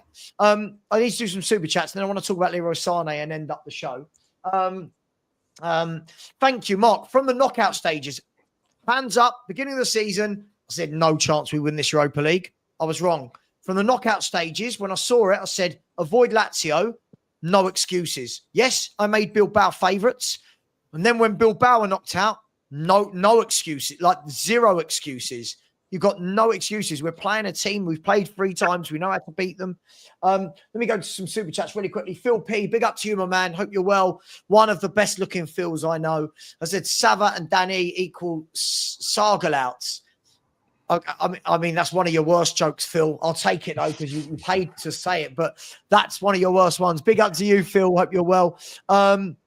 James Watts said, why not Alex Buena? Mate, we don't try for players like Alex Buena. I'll be surprised if our scouts even know who he is. And it looks like Atletico are in talks with him. This is a player that would get me to want to go back to White Hart Lane. This sort of player would make me go, yes, I'm paying X amount of money to watch this type of player. Big up to you, James. Big up to my man, Sanctuary 7. Hope you're doing well. Got his new house yesterday as well. So big up to you, my man. So big up, Savva. What do you think of trying for Kudus? Could be a great move and cheaper. Listen, I really like Mohamed Kudus of West Ham. I feel, though, that he'd need a really strong manager that can put his arm around him and hone it in. I think he's a wonderful footballer. He does look like one that needs to have his attitude and temperament kept in check. But I really like Mohamed Kudus. I really do. I think he's a top footballer. James Keegan said, can I come on the show?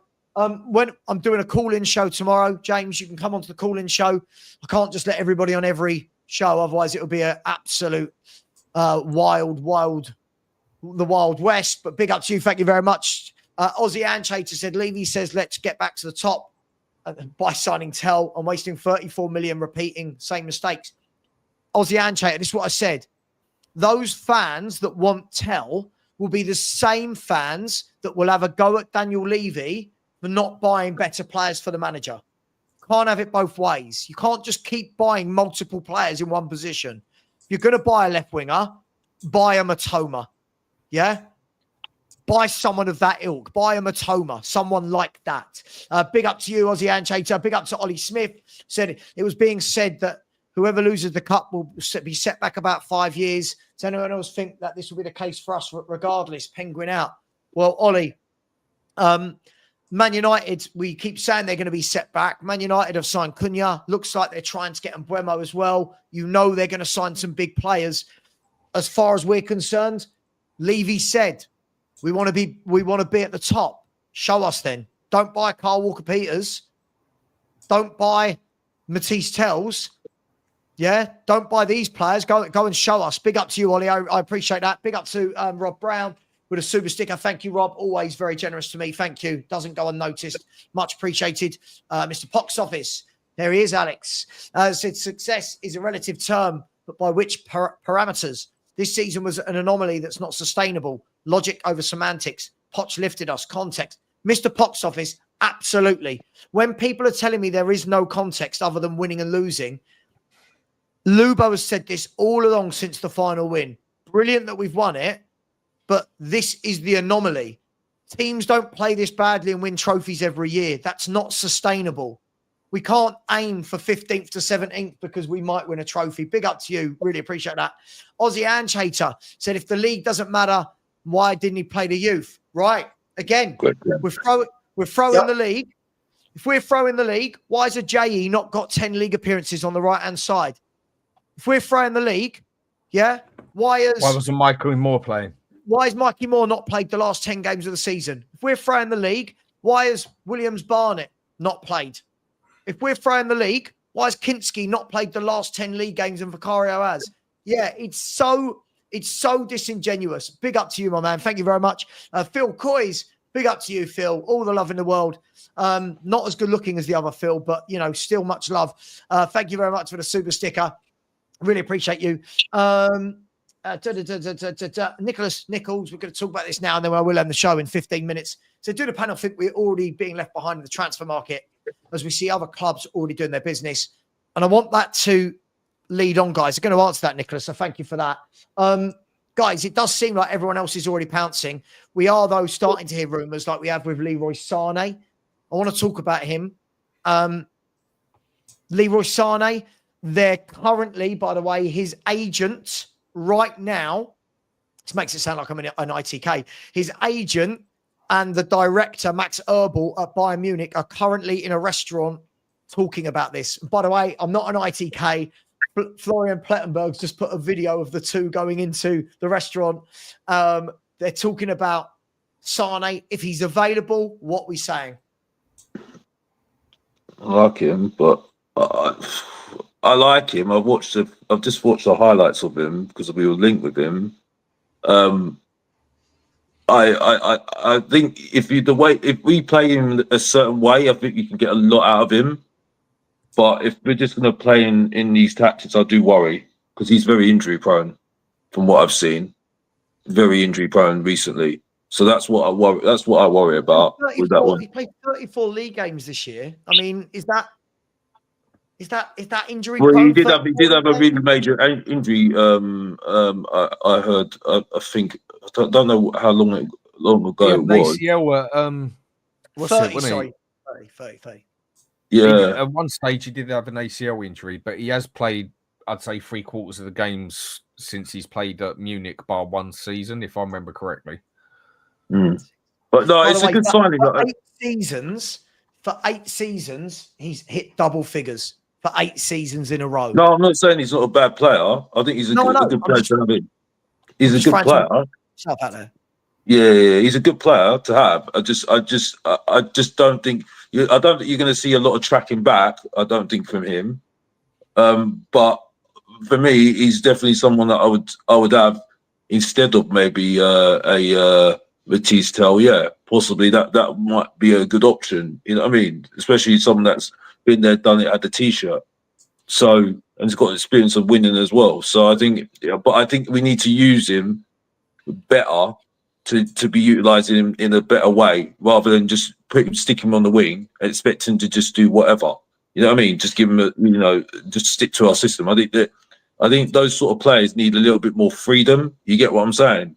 You know, to know to get around the pitch a little bit. You know what I mean? Rather than having them stuck somewhere like you did with Song and Maddison. I just don't think that's not going to help his game. I don't think. You know what I mean? And we're not utilising him in a good way for me. You know, that's what I worry about if he comes to Tottenham, especially if this manager's still here. Sure, I understand, but aren't we in the realm now? Aren't we doing? I'm seeing loads of people in the chat like he's finished, like he's 29 years of age. We're talking about him being finished. Aren't we in the realm, Lubo, of doing what we do every summer, where we talk about everyone not being good enough for Tottenham? Then when we don't end up with them, we go, oh, I wish we had him. Like, are we good enough to be saying no to people like Leroy Sane? Really? Leroy Sane, but it's not going to happen. And by your logic, Savva, there's no chance it will happen because you're the one who does tell us. I'm explaining why I don't think we get. Okay, would I want him? I wouldn't say no to him. I would not say no to him, but it's not going to happen. The wages, and then by the structure you give and everything as well, it would. If he's on 325 grand a week now, if he's coming on a freebie, he's going to want to see even more money than that. Now, I know you can pay that sort of in the, we give you, say, 275, but we'll give you 15 million instead of 10 million sign-up fee. It can all work round. But then that blow the whole structure out, and then we have to up our wage structure totally, and then the down effect from what you say it's going to have on everyone else, he's too big for the club. Sure, but what we're assuming here is that anyone that leaves their club is coming and has to be on the same salary. That's what you'd think, but I don't think he's willing to drop over 125 grand just to come to Spurs. I mean, from what I'm looking at the moment, it's saying massive sign-on fee. That is the bit that can change it. Like I said to you before, it's not just the wages. If someone's on 300 grand a week, you can put them down to 200 grand a week. And instead of paying them 10 million signing on fee, you can give them a 15 million signing on fee. It can work in all different ways. So it won't destroy the pay structure then. This is what I've been saying for a long time. But I mean, to an extent, I think he's too big for the club.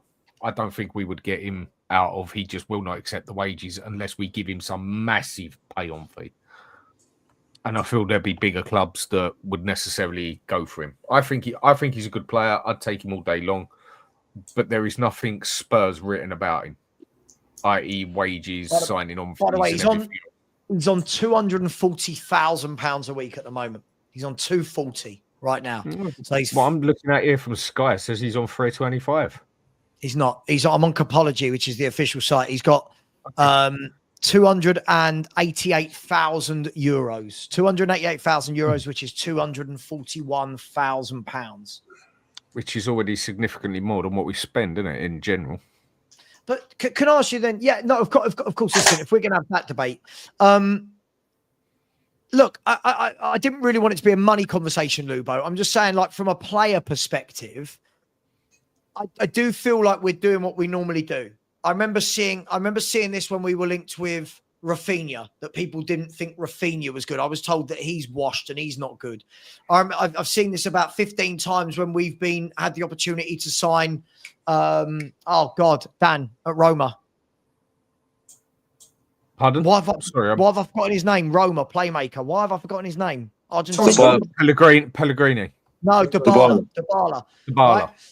Right? I got told this with Dybala. I've been told this with Rafinha. Well, the story with Dybala, Sav, was that everything was agreed, and then at the last minute, the agents walked up and said, "Oh, by the way, there's 12 million or 13 million image rights that need to be paid." So, no, I'm not talking about that, Lubo. I'm talking about the number of fans that we seem to turn on. Here's my problem, Lubo. If I turn around and go, I don't think Brennan Johnson's a very good footballer, but yes, he scores goals, I get told you don't know a good player. If I say I don't want Matisse Tell, oh, you're harsh, you don't know a good player. But when I suggest the likes of Rafinha, Leroy Sane, Dybala, I'm told that they're not good enough for Spurs. I'm really confused as to, is this because the moment a player puts on a Spurs shirt, we overrate them, or are we just allergic to better footballers? I think the way fans have got to look at it, talking factually, end of last season, I'm still talking about seasons as in this season now, the current. Last season, Angie's first year, we finished 25 points off the top. This season, guys, we finished 46 points off the top. So I think people have got to be a little bit more realistic, because you can't just say, oh, we're in the Champions League. We're also 46 points off the top. So fans have got to be realistic about who they think is going to come to the club. You're going to get a certain level of player that will come to the club that wouldn't normally, but that player will still go to the better clubs because they're in the Champions League most years. So I think we've just got to look to bring in players that are going to improve.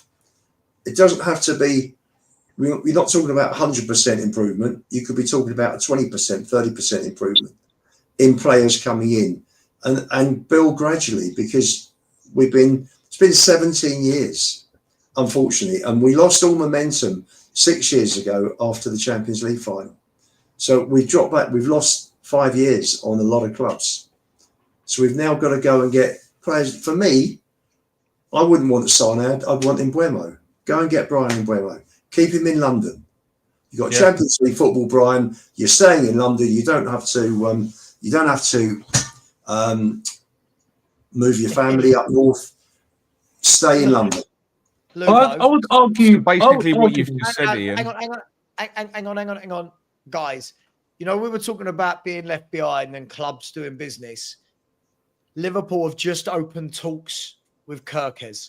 So Liverpool are currently in talks with Ekatike, Kirkes, Gakpo, and Florian Wirtz, and have already signed Frimpong. They've got 2 years worth of money to spend as well, really. Right. They didn't spend last season. This is before the transfer window has opened. Look at this. I mean, this is mad, isn't it? This is mad. That's how you run a club. Arsenal, by the way, Zubimendi has got his medical in the next 48 hours. But I'm not surprised though. I'm not surprised though, Savva, because we have this every single year, and it never changes. You know what I mean? But to get back onto what I was saying, I hear your point, Savva. But the point about Sane for me is, I wouldn't mind him at Tottenham. Actually, it'd be an interesting signing. But I just think it's the way that we utilise him. That's what I think. The main thing about annoys me about our club right now. We've got good. You could get good players in, like Sane, who's got experience and has got that know-how. And he's got Premier League experience as well, winning as well. He's able to beat a man. He's got a good shot in him as well, right? It's really about utilising him now. You know, utilising him in a way where you're lifting up your bettering your first team, and you would better our first team, because look at our wingers at the moment are not really touching anyone at the moment. Let's be honest, right? And you're getting the best, and he's enhancing some of the players around him as well, because he's causing problems. So what is that going to do for the other members of the team? They're going to have more space, like Johnson, for instance, to score his tap-ins sometimes as well. So. Yeah, it'd be good signing for me.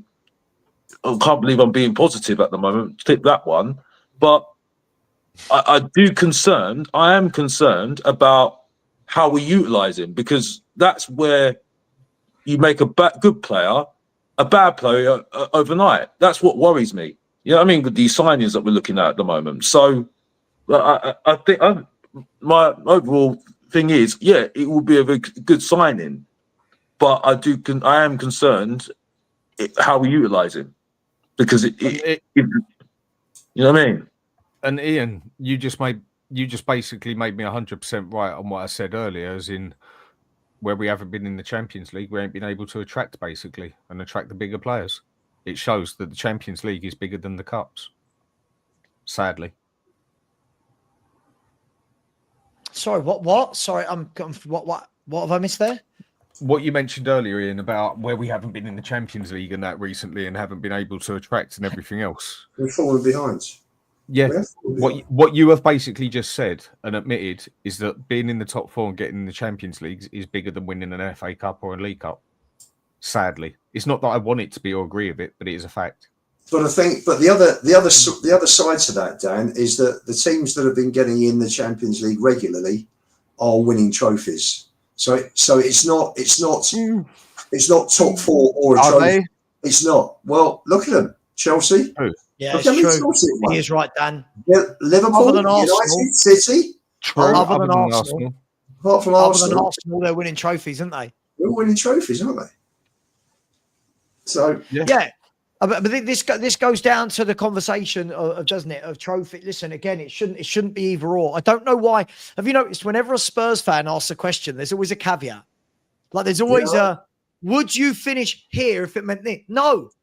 Stop four that. or trophy. What about Newcastle are fifth, won the League Cup? If Chelsea win tonight, they're fourth and they've won the Cup. So you've got two teams, top five, that won European trophies. Exactly. Why does it have to be one or the other? Exactly, which is why you don't need to finish 17th in the league to win the Europa League with the run of games we've had. It's made up. I'm willing to bet any money. If this was Liverpool, Chelsea, Arsenal, Arsenal are that desperate they might succeed a season like us. So I'll take them out of it. Man City, even Man U, winning that cup would not have accepted this season. Of course Their not. fans would not have accepted this season. Never in a million years. No other big club would accept it. Only Spurs fans will sit here. Okay, make the best of what has happened. I understand that, and we got the cup, we got the Champions League, whatever. But only Spurs fans will justify this throwing the season over it. Only because it's morals, Dan. It's morals. That's the problem. It's morals. Yes, I said it from day, Alex. It's I know. I'm giving you credit, bro. That's what I'm saying, right? Again, but the point I'm making is it's morals. And the thing is, though, when we're looking at players like Grealish, for instance, we got fans saying no to Grealish, by the way, Alex. That's what I'm saying. But this is the thing. But Savva, no to Sane. We're saying no to everything. But Savva, think about it. Think about it now. Yeah, you've done this game for so long now. Yeah. So you know, right? We've been programmed to think like that. The fans have been programmed to think like that. Why do you think we're going out of our mind? Yes, you know what? I can't blame the fans for going out of their mind about the European Cup. It's amazing.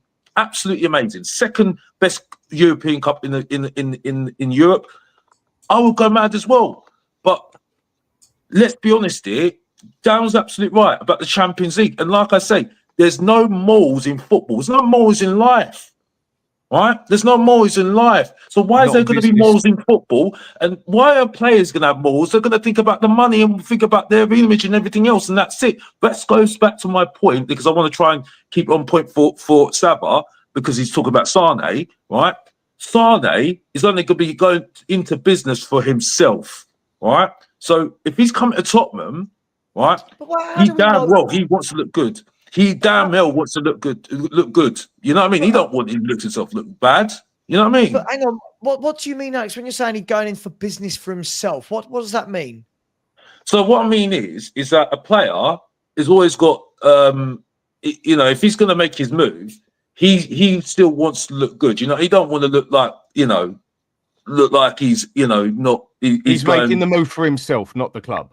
For the club, yeah, but he doesn't want to look like he's aggressive as a player, because it's not good for his image. And also, if it doesn't work out at the club, he wants to know that he can go to another club and he'll still have a good outlook and still progress. You know what I mean? As a player, You know what I mean? And still play. You know what I mean? So for me, I think when he's looking at what's happened at Tottenham, he'll look at certain players like Maddison, you know, some of our good players like Son, and he'll say, okay, great, you won Europa League, but look how you've regressed Maddison. Look how you've regressed Son. You know what I mean? I want to know that I'm going to come to your club, right?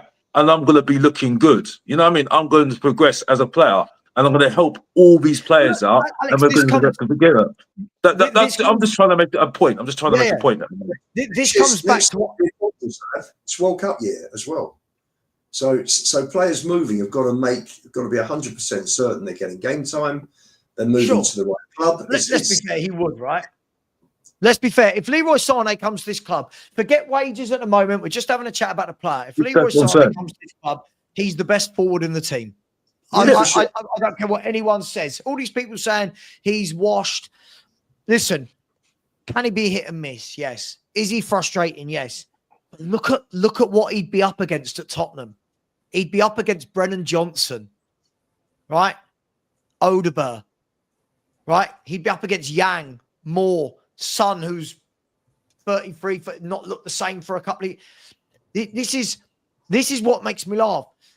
Like Elijah, I don't get it, dude. Right? Like we don't seem to want anybody that's thrown out. We seem to say no to, and other fan bases look at us and go, "How are Spurs fans turning their noses up at these players?" Look, these are the same fans. Not saying you, Elijah, but these are the same fans in my chat that are saying, "Oh, I like Tell." I'm going, "What about Sane?" "Oh no, not Sane." And he is one of them. He's one of them, right? Reezy, right? I'd take Tell. Tell's a good player. He's good. I wouldn't want Sane though. In what world, in what club in the top 5, 6 of the Premier League turns around other than us and says, we would like Tell over Leroy Sane? Who does? So you obviously don't want obviously want Palhinha then if you don't want Sane, because Palhinha's is he around that? It's a peak as well then. So let's keep it consistent then, isn't it? You know, we are. I don't know what we're. People in the chat, give me some realistic options then of wingers you want that are better than Leroy Sane. By the way, I'm not going to die on a hill for him. We're talking about him because of what came out last night. I mean, we might find out today. We might find out today that after the meeting between his agent and the director that he stays there. Yeah, but when we're talking about how much do I watch Bayern, whenever I watch him, I look and think you are 10 times better than any winger we've got at Tottenham Hotspur. That's what I think, right? I seriously don't think we understand how poor some of these players are. I genuinely don't think we get it. And I think we're going to sweep it under the carpet because we've won the Europa League. We can't go into the next season with our forward line the way it is at the moment. No, we cannot. It's not good enough. Would you guys take Grealish? Yes, 100%. Bit injury prone at times, but yeah, he's much better than what we got. And I think he'd actually suit Ange Ball, if you want to call it that, quite well because he can hold the ball up there. Yeah, no, it'd be a good buy, Grealish. Yeah, Grealish. But he has to be used right. He has to be used right, though, not the way that he has to be used right. And this is where my concern is. You know what I mean? Again, with this manager. He's brilliant at, Alex. But what Jack Grealish is brilliant at that no one else in our team can do, Jack Grealish, right, takes the ball, drags the team up the pitch, and you know what he does? He does not give it away. When any of our wingers, Tell, Son, Odegaard, Kulu, Johnson, whenever they get it, they give it away because they haven't got the technical ability to hold on to it. Jack Grealish will hold on to the ball, bring others into the game. He will draw fouls, win us dangerous free kicks. All our fans will do is go, but the GA. That's all they'll look at is GA for him. For me, I think you're bringing in an experienced winner. He looks like he's a brilliant guy around the dressing room from what I'm seeing whenever he's interviewed and stuff. For me, that is exactly the sort of player we need to be bringing in if we've got any idea of being a big club. Players like Jack Grealish, players like Palhinha, players that have been there, like just, you know. 3 players that could improve our squad. The 3 players that can improve our squad just like that straight away. You know what I mean? And what I mean, improve it, right? They go straight into the first team, and then the first team who are on cloud 9 because of 1 Europa League are sitting there saying, "I'm at the team. I'm at the team here. What's going on here? Oh, I've got to improve. I've got to improve." You know what I mean? You know. Savva, can I quickly say? I wanted to come on about Dan's point about how if we are happy that Ange's won a trophy, we should be Levy in. And I've got so many points why that's just not true. Dan, can you say your point? So firstly, Ange came here two seasons ago. Be ready for the reply. Ange came here 18 months ago. Mm-hmm. He got European football in his first season, and in his second season, he's got us to a League Cup semi-final. He's got us to we're European champions. Levy's been here for 24 years. He's had 2 managers out of 16 managers that have won him trophy. So he's got the manager right 1 out of 8 times. Why are our ticket prices so much higher than other Premier League clubs when we have nothing to show for it? We have no success. We have 2 trophies in 24 years, a League Cup and a Europa League. How comes when we win 1 cup, that means we should be Levy in? I don't understand it. So many more points. Why has Levy chosen non-football aspects over football aspects in the last 5-10 years? Why have we got so many concerts in our stadium, but we're not winning stuff? Why are our prices still going up most seasons, although it's been frozen this season, when we don't have anything to show for it? So I don't understand why Ange equals Levy in. Okay, I'll explain it to you. Levy, okay, maybe it just took him a lot longer to adapt. But whether you like it or not, if we're going to go by the Ange morals, Ange done absolutely jack shit for 20 months. One of the worst teams in the Premier League, lost us 22 games or 26 games over the season, but 22 games in the league. Also finished 17th in the league. But he adapted. In those last 3 games, he adapted. He changed his ways. He proved he can play different football. So he deserves another chance, Matt. He deserves the other chance. He's earned it. Morally correctness, he has earned it. Levy got the attacking manager, spent 400 million on him, stuck by him through thick and thin, stuck by him when the fans were telling them to sack him. We want our old Levy back. Stuck by him to the semi-final, stuck by him to the final, still hasn't fired him now. So doesn't that show that Levy has adapted and changed as well? I mean, the rest of it, like it or let me finish now. The rest of it, like it or lump it, Matt, is business. Deal with it. Get on with it. And when it comes down to the crunch, if Levy has adapted to the football side, forget the business for a sec, to the football side, like people have been begging him to do, which he has proven this season he has done, just like a lot of people seem to have swung their mind on Ange's adapted over 90 minutes, then I have now swung my mind on Levy has adapted over 2 years. Because he has stuck by Ange through thick and thin. He has done what every fan has asked him to do on the football side of things. Business side, business is a bastard. Deal with it. And so to me, it shows that maybe, just maybe I'll give Levy 10 games. Yeah, I'll give Levy 10 games in before I change my mind with him, yeah? Because I think he deserves that chance. Because he has proved over the season that he has changed in every single way that Levy usually deals with it on the football side. If people are out here willing to say that Ange deserves the chance because he adapted over bloody 90 minutes against the shittest Man U team I have ever seen and winning the Europa Cup, and he deserves Can I ask a question? the chance. Matt, you have to be morally correct here. It's about morals. It's about emotions Can I and ask a question? standards. What on earth has Levy shown that he's adapted in the last 2 years football? I just explained it all to you, man. Did you take any of it in? All he's done is not sack a manager finishing 17th. As all Ange did was shut up shop basically for 45 minutes in 2 games, 3 games. Okay, fine. The Ange point, okay, 50-50. Maybe you're right, maybe you're wrong. But the Levy point, I don't understand how he's adapted in the last 2 years. Because he's stuck by his manager. Usually Ange would have been out, gone, baked potato, see you later, mate. But he still gave him more money to spend. He's still stuck by him. I'll repeat it again. He still went through everything. He basically backed the manager. He gave what the fans were screaming for: attacking football, money to spend for the manager, backing the manager, staying out of it basically to an extent, getting other people in to do the jobs for him and everything when everyone started complaining about this and that. If everyone was slating Levy because Ange was so shit, now all of a sudden they can't get off their high boat where they've been doing too much. I use a different way to describe this, where they've been doing too much of whatever they've been doing and they're still too high on it, then I'm sorry, it works both ways in life. You can't just have left, you got to have right. You can't just have up, you got to have down. There's love, there's hate, whatever way you want to do it. Then Levy has to get the credit for this as well. And because he has changed his way in football, not business, football, which you can't tell me he hasn't. He's done it the total opposite way, to the point where people were screaming, give me my old Daniel Levy back. Then I'm Daniel Levy in as well if it's got to be Angie out of morals.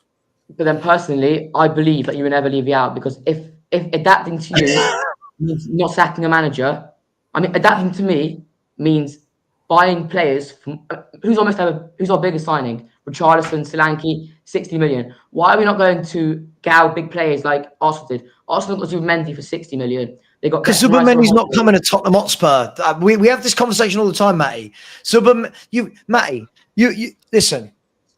First and foremost, you could turn around, and again, I'm going to play devil's advocate here. You could turn around and say, well, hang on, by your metric, this is what you say, Matty. I've got all your messages in the WhatsApp group, right? This is the thing. When you say all the things you say, we remember them. You have changed your mind about 95 times in 7 days as to whether you're Ange in or Ange out, right? But you have, mate. But you keep coming back to my gaffer. And I do try and stick up for you, by the way. Yeah. And I love that, because do you know what, Matty? You're 15. It's the first trophy you've seen. And I love that you fight us. And I like that you've now got on board with the horrible little gifs you make about me and Perchie, but good fun, good times, right? But you say, my gaffer, right? You say, my gaffer gave me the best day of my life. My gaffer, this was the best day. I've had the best 7 days, right? Your gaffer did that because your chairman has given him. Hang on, no, Matty, let me finish. Your chairman has given this manager £400 million, 17 new signings, of which have gone on to win the Europa League that gave you the best day of your life, right? So if you're going to give credit to Ange, how are you not giving credit? Levy's backed him. Whatever you want to say. I'll answer your question. Go for it. The reason that I give praise to Ange, I'm not giving praise to Levy for giving the best night of my life. The reason is, if we had a different chairman who paid big wages, who bought big players, maybe we'd have these nights every few years instead of once in my life. The reason it's been my best night is because I only had it once.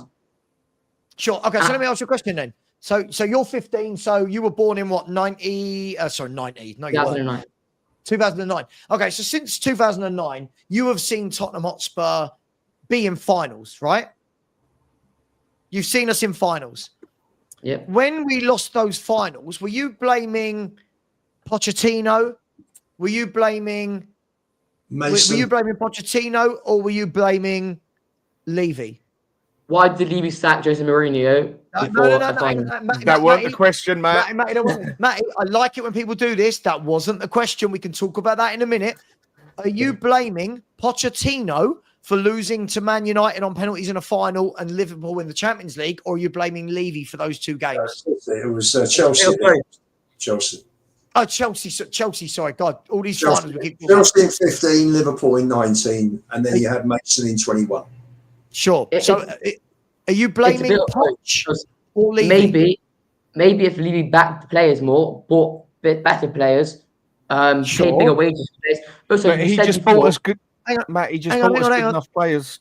Sorry, go on. Go on. So, finish, Matty. Go on. You said before players like Zubimendi would not come to Tottenham, but they would go to Arsenal. Why would they go to Arsenal, not to Tottenham? What have Arsenal won in the last 5 years? We're European champions. We're in Champions League football. We're no different to Arsenal. Why, if we paid the wages and if we paid 60 million at Arsenal, Zubimendi would consider us. Matty, we've had this chat before. Your definition of being a bigger club is who's won recently. Like you said the other day, you were talking about, look, West Ham, you said West Ham are bigger than Arsenal because they won the Conference League. No football fan in their right mind thinks West Ham are bigger than Arsenal. No matter how much we want to banter Arsenal, Arsenal are one of the biggest clubs in Europe. We can banter them all day long. But Arsenal are a massive football club, Matty.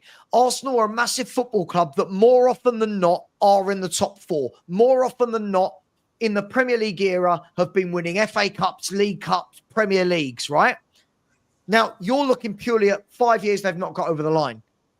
But footballers, this is where footballers think differently to a fan like you with emotion, right? If Zubimendi is called up, right? If Zubimendi is called up, when the deal was done, by the way, months ago, and it was Tottenham want you, you know, if his agent's going, Tottenham want you or Arsenal want you. Right, let me look at Spurs for the last 5-10 years. Let me look at Arsenal for the last 5-10 years. Let me look at their trajectory. Let me look at the players that they buy, right? They're going to look at Arsenal and go, well, this team's been second for 3 years in a row, right? This team is buying people like Declan Rice, right? This team are going to buy other better players. This team just went and got Luca Berta as director of football, who he will know because he plays football in Spain, Zubimendi. So players will look at that and go, yeah, Arsenal are a big club. They're going to look at Spurs and go, what are they going to see? Just because we've won the Europa League, fans like you now think that that catapults us to being the first choice against bigger clubs for footballers. It doesn't.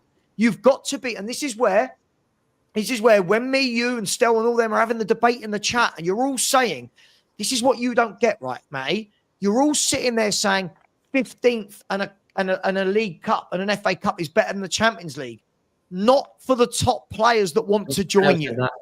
Right? Hang on, Matty. Sorry. This is when we argue about that in the chat. I'm not saying you, but when we argue about it, 15th in the FA Cup is not attracting Zubimendi, right?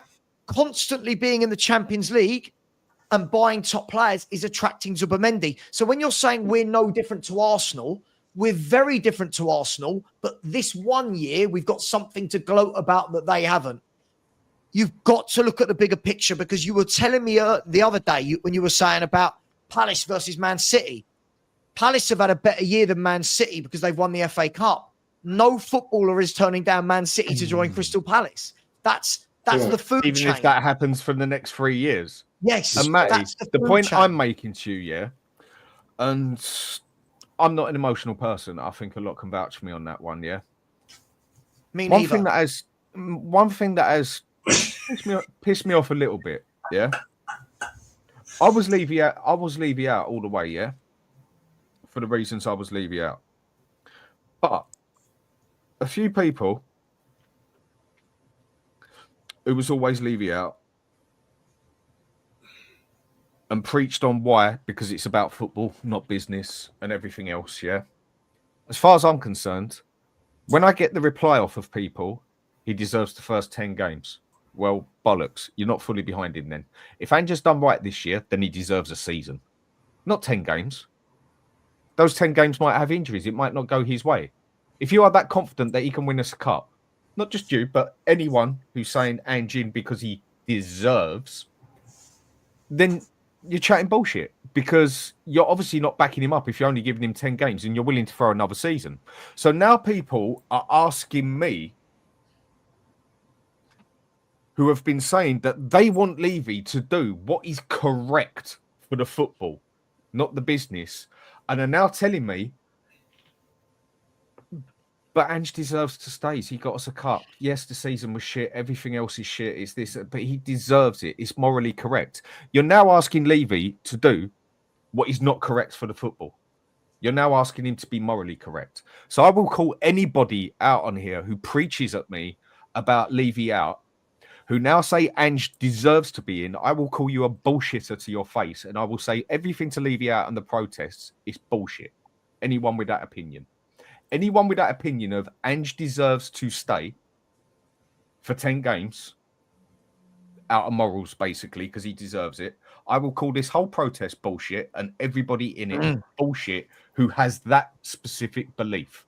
Now, others there, like Ian, who will still stand by what he says and say, thank you very much, Ange, much appreciated, but baked potato, see you later. There's your extra 2 million for winning it. You ain't good enough for the league. I will stand by him. I will agree with him because he still wants what is best for this football club. He still wants Levy to do what is right for this football club, and that is get us a better manager. But anyone else sitting there going on and on about morals and he deserves and he's won us a cup and then this that, I will call you bullshit to your face. I will argue tooth and nail on here, and I will stand at that Spurs Levy out thing and state to anybody there, the whole lot to their face, anybody here saying Ange in for 10 games because he deserves it, you're bullshit on Levy out as well. Because that's 2,000 people. But that's I not will do that. It's not an argument to actually say, well, we'll give him 10 games, means that in your mind, is he going to succeed or is he not going to succeed? So there's doubt in your mind whether he's going to last till game 11. Exactly. They're asking him to do, Ian, what is morally correct. You can't plan a season. That's not what's best for the club. You can't plan a season based on that. What I'll say to you, Matty, was that like you, like me, listen, my son said the same as you. Best day of his life. First time he's really seen Spurs win a trophy. And I love Ange for that. Well done. And you know what? As fans, we love the club. You've got to remember, football's a business and these footballers are mercenaries. And they may kiss the badge, but, if someone gives them a much better offer, they move to that team. They kiss that badge as well. And unfortunately, we don't have, the number of people like, Ledley King, Steven Gerrard, Tony Adams that stay at their club the whole of their careers. They're so few and far between now. They're just not around. Unfortunately, football has changed so much from when I first started going. I remember being at Highbury, and Steve Perryman was coming off the pitch the Saturday before we beat Ajax Split in the UEFA semi-final in '84. And Mariners giving it large because Arsenal won 3-2. Perryman turned around, kissed the badge and said, see you in Europe Wednesday. That doesn't happen now. Players are walking off the pitch and they're hugging each other. They know each other from international duty. They go out socially with each other. It's not like it used to be. So for us fans, it's emotional. It's fantastic when we win a trophy. But the way I look at it now is that I still want the trophies. Champions League will get you the better players, but for me, I remember Arsenal fans coming up to me and saying, "Oh, this is a waste of time under Wenger. He gets us fourth place, but we go out of the Champions League in the last 16." This was 4 years running, I think, and they were all getting pissed off because they want a team that are going to compete, and that's all I want. Do you know the thing is, Lubo? Right, and again, by the way, I don't want to make this an Ange in, Ange out conversation. Yeah. I've tried my best this show to stay away from it because it just gets silly. But the thing is, Matty, I do think that I get it for the sake that we want to sit here and say we're bigger than the likes of Arsenal and Chelsea and these sorts of clubs. It's all well and good saying these things, but footballers aren't stupid. Agents are paid a massive fee because they think about these things as well. Right? If you come to me as Tottenham Hotspur, right? If I'm let me pick a player. Let's pick a good player out there in the world. If you come to me as you come to me, hang on, who shall I pick? Zubimendi. Let's just use Zubimendi. You come to me as Zubimendi. The agent's going to sit down with him, Matty, and be like, well, Tottenham have won one trophy in 17 years. Their league position's been like that, right? There's a lot of unrest with the fan base and the manager. They'll know all about that, right? You've got players like Christian Romero. We're not sure whether he's going to go or whether he's going to stay. Yeah, there's been injury crisis for the last 2 seasons. Yeah, they've lost 26 games. They'll look at these things, Matty. You seem to think that you can just rock up to a player and go, hey, join us. We're better than Arsenal because we've won a trophy. If we get 4 years down the line and we go, God, for the last 4 years, we're winning trophies and finishing in the top 4. Arsenal haven't won anything. Then you can start having that conversation with players. But you can't just rock up after one trophy and suddenly start going, what have they got that we haven't? Arsenal, I'm going to say this. People are going to hate me saying this. They're in a wonderful position if they get their transfers right to win a league title. Now, hear the last bit. If they get their transfers right, not me saying they will, but Arsenal are sitting there right now going, well, let's add Zubimendi. By the way, they're currently in talks with Thomas Partey for renewing his contract. So they're going to have midfield options like Partey, Zubimendi, Rice, Odegaard, right? They're going to get a top centre forward. That's a club ready to strike. We're sitting here going, what do we need? Well, we need 3 new forwards. We need a top midfielder. We need fullbacks. People are saying we need a goalkeeper. We might need Romero. Matty, come on. Surely you see the difference between us and Arsenal right now. But let me ask you this. Why can't we, if our chairman was willing to adapt and he wanted football sides to be better, why wouldn't he go out today and go to Edison from Atlanta, who's a DM, defending midfielder? Why doesn't he go, I'll pay £250, 250k a week and pay a proper price? But he won't do that, and we know that because our highest. But Matty, when we first and foremost, right? Your manager that you want to stay, right, doesn't play with a defensive midfielder, right? So straight away, hang on, but Matty, you want the manager to stay, a manager that doesn't play a defensive midfielder. But yet we want Daniel Levy to go to, by the way, it wouldn't be Daniel Levy going to him and doing it. I've explained this to you a million times. Yeah, I understand, but he's on pay.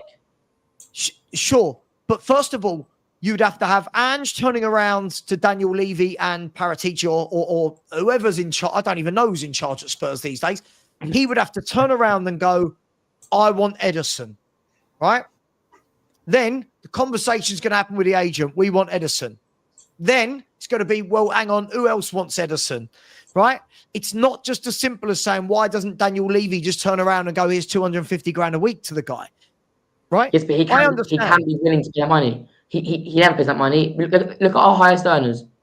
Matty, he chooses not to spend it. Levy chooses. That's why he's no good for our football club. That's my point. That's my exact point. Lubo, you've missed a chunk. We've missed a chunk there. That's my point, Lubo. Okay. Sure, but your point misses out the whole chunk in a chain of transfers. You don't know that Edison would want to come to Tottenham Hotspur. Correct. Right? Other question is, you look at the players we bought last season. Yeah? Who was that more under in your opinion? Just straight answer, one or the other. Ange or Levy? Levy. Levy bought us the players that won us the European Cup. He deserves the credit. You can't say that. Hang on, but Matty, make me wrong. Matty, make me wrong, Matt. Make me wrong. You all season, I've seen you praising Solanke, right? You praise Archie Gray. You praise Bergvall, right? You're praising these footballers. You're praising these footballers that have been bought. The manager is the one that said he wanted young players. The manager is the one that said he didn't want experience, but you want to blame it on Levy. How do we know? Yeah, that Ange has asked for better players. Ange has said he didn't want experience, so it makes sense that Odegaard comes in. It makes sense that. But my theoretical was that why are we not paying high wages? Because we can go get players that are of a better caliber if we pay higher wages, which we don't. Yeah, but Matty, who cares? We won a European Cup. Be happy. Yeah. I am happy, but to carry on, we need to get players with bigger wages. So why could we win this year? Why could we win this year without breaking the 200k barrier? We can't next year. If we need to get better players now, Matty, to progress is what you want to do, yeah? Yeah. And we need a better bloody manager that don't lose 22 games in a season. But you've been saying Ange all the time and he deserves a chance, just like others. Make your mind up, mate. It don't work both ways. I agree. I said all along. I respect Ange and I love him for what he's done for us, but I don't want to give him the budget for the summer. And I said that. Yesterday you said differently. I'm confused. Like every day you're changing your mind. Are you Ange in or out? Are you Ange in or Ange out? Make your mind up. Or neither. You might be neither. Neither, yeah. Right. So respect him, but I don't know whatever you've got to look on this, Matt, yeah? As all I'm doing to an extent, playing devil's advocate, because I think a lot of people are just so emotional. I'm just throwing it back at them basically in a total different way, and they don't like it, yeah, because they can, like a lot of people, they're only liking it their way on the emotional side, that they've got to give Ange the credit for what he's done, and he adapted in 3 games basically, yeah, to win us that. And so in that aspect, you cannot say Levy has not adapted either, because he has done everything totally different to what Levy does. Because when it comes to the business side, no, Levy hasn't changed. But that's not what was people asking him to do. People was asking and screaming Levy out for him to change for the football correctness, yeah? And he did. And because Levy, because Levy stuck by it, and because Levy stuck by his manager was able to adapt and win us a European Cup. So Levy deserves the credit as well. If Levy's going to get slammed for buying Ange, and Ange is so shit, and we would have lost that cup and everyone would have slammed it back to Levy, then Levy's got to get the credit for it as well, because he adapted. Okay, it's taken 25 years for Levy to adapt. Okay, it took 2 seasons for Ange to adapt and lose 22 league games and lose 22 league games, finish 17th, to adapt to the last 3 for the bloody cup. That's as bad as each one's as bad as each other, if you want to look at it in that aspect, yeah? Because being a football manager, you don't get as much time as being as a chairman. So at the end of the day, whether people like it or not, you're going to have to lump it here. Levy has adapted. Wait, can I ask you a question? Wait, one sec. Dan, you said to me that for the last 18 months, Levy has adapted. So why were you marching down with me, not a few weeks ago, marching down the high road with me, saying Levy out, but then now, just 90 minutes of the game, you're saying I'm Levy in because he's adapted. So why didn't he adapt? Why hadn't he adapted? You're missing that point. You're missing what Dan's doing. Because I am Ange out and I am Levy out, and I want Levy to do what is correct for the club, yeah? And in asking Levy to do what is correct for the club, I'm asking him to get this manager out of the club because he's not good for the football side. What I am actually saying, that is why I said I stick by Lubo and won't throw nothing at him, is why I change at other supporters who are now saying Ange in because he deserves a chance, because he deserves the chance through morals. I'm saying, well, then you've got to do the same with Levy as well. Can I ask the obvious question? Yeah, go on. Mate, can I ask a question? If I had to say to you, who were the best 3 players on the pitch in the final the other night? Diallo, Van de Ven, and... Who did you say was the first one? Amad Diallo. No, for Spurs. Who were the best 3 players on the pitch for Spurs at the weekend? In the week? Van de Ven, Bentancur, and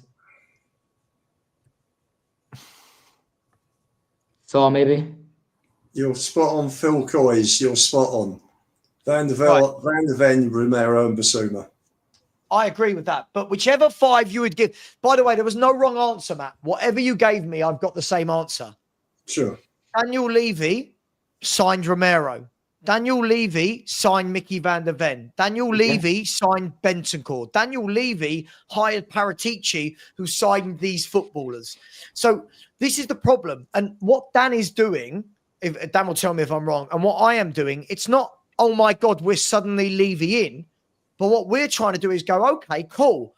If we're going to go down this route of that game has changed people's minds on the manager, then surely you have to start giving praise where it's due as well for the chairman and say, right, well, the chairman deserves more time. Because if you're going to talk about going to protest, you're protesting a chairman that you're saying doesn't buy good enough players, but has given you the best night of your life by winning a European trophy, which is more important to you lot than top 4. So my question to you is, mate, chairman, go on. What do you want him to buy better players for if the top 4 doesn't matter? What do you want him to buy them for? And it's only cups that matter. The chairman adapting to me would mean buying big players for big prices, not having our biggest ever price of 60 million and paying big wages to attract big players. And then imagine our chairman had always paid big wages and big players, then we wouldn't have only had one of these in my life. At one stage, he couldn't. Haven't we said about every club? The problem that you've got, Matty, and again, I want to bring this back to reality. People are saying, let's use 250k, right? We want to sign 5 players on 250k, which would completely up our wages. Aston Villa have got people on 250k. Newcastle are going to be signing players on 250k. Chelsea have got loads of them. Man United have got loads on them. Liverpool, Man City, Arsenal. This isn't a groundbreaking thing that guarantees you that you're going to win everything. So you've got so many clubs paying these wages. So when you're saying, if we paid those wages, we'll compete with these players for better, those players will go, Spurs are offering me 250 grand a week. So are Liverpool or Arsenal. I'm going Liverpool or Arsenal. You know it. Deep down, you know it. You don't want to admit it, but you know it. Yesterday, I'm sitting on We Are Tottenham TV and they're talking about, if we're a big club, get Gyökeres. In what world do you think Victor Gyökeres is picking Tottenham over Arsenal, over Bayern, over... We've got to use common sense a little bit. You say teams like Villa and Newcastle have players on 250k a week. The reason that, and then you're asking me, why is that not good? It's good because they're getting top 4. Villa finished 6th. Not good. I didn't say it's not good.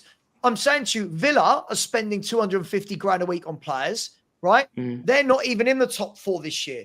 So spending 250 grand on players now is the norm. It's not the guarantee. So I understand that we might be... Weren't Villa near the relegation zone a few years ago? So what they've done is they've paid big wages and they've shot up the table, but we don't pay big wages. Sure. So who's had a better season, Tottenham or Aston Villa? Depends the context you use. No. Matt, if I ask you this in our WhatsApp group, you never respond with that. Tottenham. Who's had a better season, Tottenham or Aston Villa in your mind? Tottenham. Right, Tottenham. Who pays bigger wages? Villa, but okay. So which is it? Is it Daniel Levy because of the wages, or Villa better because they pay bigger wages? But remember, we're a higher caliber of club than Villa, and we both know that. On what basis? On what measurement are we a higher caliber of club?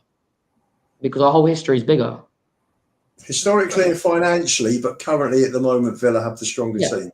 Right. Okay. So we're going to do the historical thing. They higher wages. That's why they have a stronger team. So let me ask you, Matty. Who's a bigger club, Tottenham or Nottingham Forest? Tottenham. Why? Because Nottingham Forest history is much better than ours. So why are we better? They've won the Champions League twice. Right. So you see what I mean, Matty? So when you're going, this is my point. This is what I was trying to drive at. You can say they're bigger than Arsenal. We can go back to 1950, 1960s, 70s, 80s, 90s. It doesn't matter what's happened in the past. It's where we are now. And right now, we are not as attractive as you think and others think.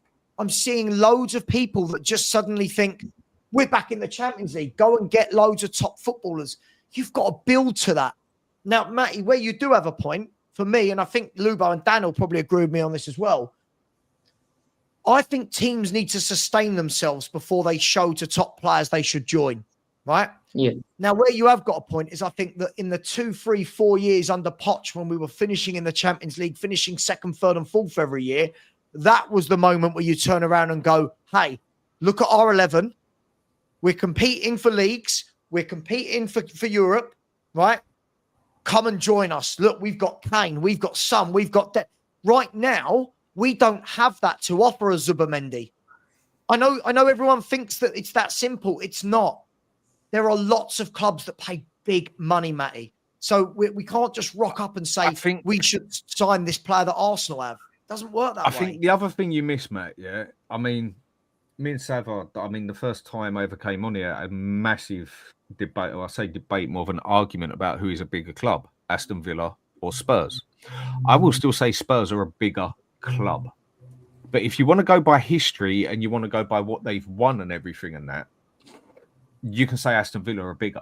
You can even say Nottingham Forest are bigger. You can say they have won more cups than Arsenal. Now, Arsenal may have won more FA Cups, more of this and whatever in numbers, but Arsenal have never won a Champions League. Villa have. Forest have. They have won cups that we haven't. So if you want to go on the history ratio sort of thing, on the amount of different cups they've won, they're bigger than Arsenal as well. This is what pisses Arsenal off. They have to sit on the little old Spurs table because they haven't won anything that we haven't won. They've just won more of it. They've never won what City have won, what Liverpool have won, what Man U have won, what Man U have won, what Chelsea have won, what Forest have won, what Villa have done, what Juventus have done, what Dortmund have done, what Ajax have done, what Inter Milan have done, AC Milan, and the list goes on and on and on. And because they've won more cups than us, yeah, they're bigger, but they still have to sit on our table because they haven't won anything different to what we've won. Whereas the others have won the big boy club. And that is the only thing what holds Arsenal back, yeah? But if you want to go by size of club in the world, by money and business, Spurs are bigger than Villa all day long, hands down. But going back to what I said to you earlier, I am not Levy in, far from it. As all I am doing is just calling a lot of people that I think are plastic in the aspect of they're letting their emotions take over them, in saying Ange deserves, which is being morally correct, 10 games. Yeah, now if they said to me the whole season, I can sort of go with that a bit better. But deserve 10 games. I'm basically turning around and telling them, well, I'm now calling you on how plastic I believe your beliefs are, because you're now asking Levy to do what is morally correct for the club and not is what correct for the football. It's totally contradicted every Levy out bullshit that I've heard from people. It totally contradicts it, does it not? You want Levy to do what is right for this club. You want him to put the wages up to get the bigger players. You want him to get the bigger players. So you also want him to get the bigger and better managers so we improve. But oh no, hang on a sec. We don't want to go for the bigger, better manager because Ange deserves another chance. Now the Levy out is bullshit to certain people. I've never said that we should give Ange 10 games. If we keep him, we should keep him the whole season. But I've always said I love Ange for emotion, and I say Ange in, and I did say it after the finals. I said Ange in, but I don't want to give him our budget. I don't want to go next season with him. So, can I ask this? By the way, some breaking news on Sky Sports that Brentford have approached Liverpool. They're trying to sign Kelleher, the goalkeeper. That'd be a good signing. Another club that just seem to get it right, don't they? Brentford with their signings for their club. Danny's joined just as I was. I've got to end the show at 2. I've got 7 minutes. I've got to end the show at 2. I've got another show at 5. So I'm getting knocks on the door that I've got to go shopping. Danny, what do you want to say before? Because I was gonna wrap up. So, what have you've come on to no doubt talk about Daniel Levy? No, do you know what? Do you know what? I won't get into it because you haven't got enough time for it now. So there's no point. I'll just say all I'm going to say is all I'll say is my point is I don't really care what happens with the management situation, because I like I said earlier before to you the other day, Sav, for me because he won the trophy, I get if they want to keep him, right, to give him a chance, but I also understand why it would be good to get rid of him, right, because of what's happened. As much as what's happened, right, the thing is, none of us can sit here and actually give an actual factual opinion to say we know what's going to happen next season, because none of us do. And that's the only reason why I'm like that with my opinion, because like Dan said earlier, we have seen Daniel Levy do something he's never done before, which is keep a manager for whatever reason that was, to keep him until the last day, basically, and actually go. And he actually, let's be honest, what Angepostecoglou did is nothing short of a miracle, in my opinion, winning a trophy, right? It was especially with the way we played all season, especially with the players that we have. I mean, all of us, even people in the Bilbao Stadium saying, like, I remember sitting there, right? And everyone was next to us crying, and but even people, and including ourselves, were like, how the fuck, sorry for my language, how the hell is this shit team, I've just swore again, how the hell has this team gone and won a trophy? Like, let's be honest. I know Man United are just as bad, but still it is Man United, right? They're backed by a lot of financial, especially in terms of the players that they can bring in, and look at what they're going to do now in the window, right?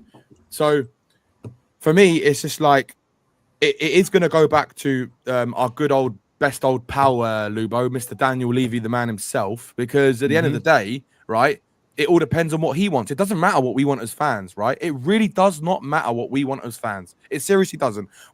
Savva, you can sit there and you can say, right, I want to be competitive. Because look, let's be honest, right? As Spurs fans, all of us, every single one of us, wants us to be competing at the very top and winning trophies. That's what we want as Spurs fans, to play good football, to compete year in, year out, to be in competition for winning the trophies and maybe picking up one or two along the way, right? Whatever trophy that is, right? That's what we want to see as Spurs fans, consistency of being a good team, right? But let's be honest, right? The truth is, it doesn't matter what the hell we want, because if the board and the club don't want the same thing, then it doesn't matter. Like, Savva, you always say, correct me if I'm wrong, Sav, you always say that the Levy out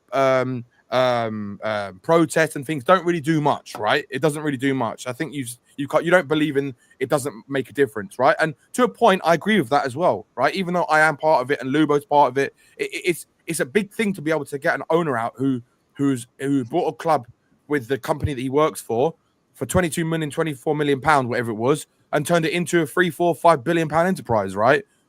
So it doesn't matter what we want, because if Daniel Levy and the board do not want to make this club into that team that we as fans want it to be, it's never going to change, right? Can I ask you and that's the problem. Danny, let me ask you a question. And again, listen, a half devil's advocate, right? Yeah, go for it. Are we saying that last summer Daniel Levy has turned around to Ange-Postecoglou and said, Ange, what did he spend? Was it 130, 140 we spent last summer? Something like that? Yeah, about that, 135, right. Yeah. Okay. Do you think he's turned around, right, to Ange and gone, I'm going to give you 140 million pounds, but it can only be on kids?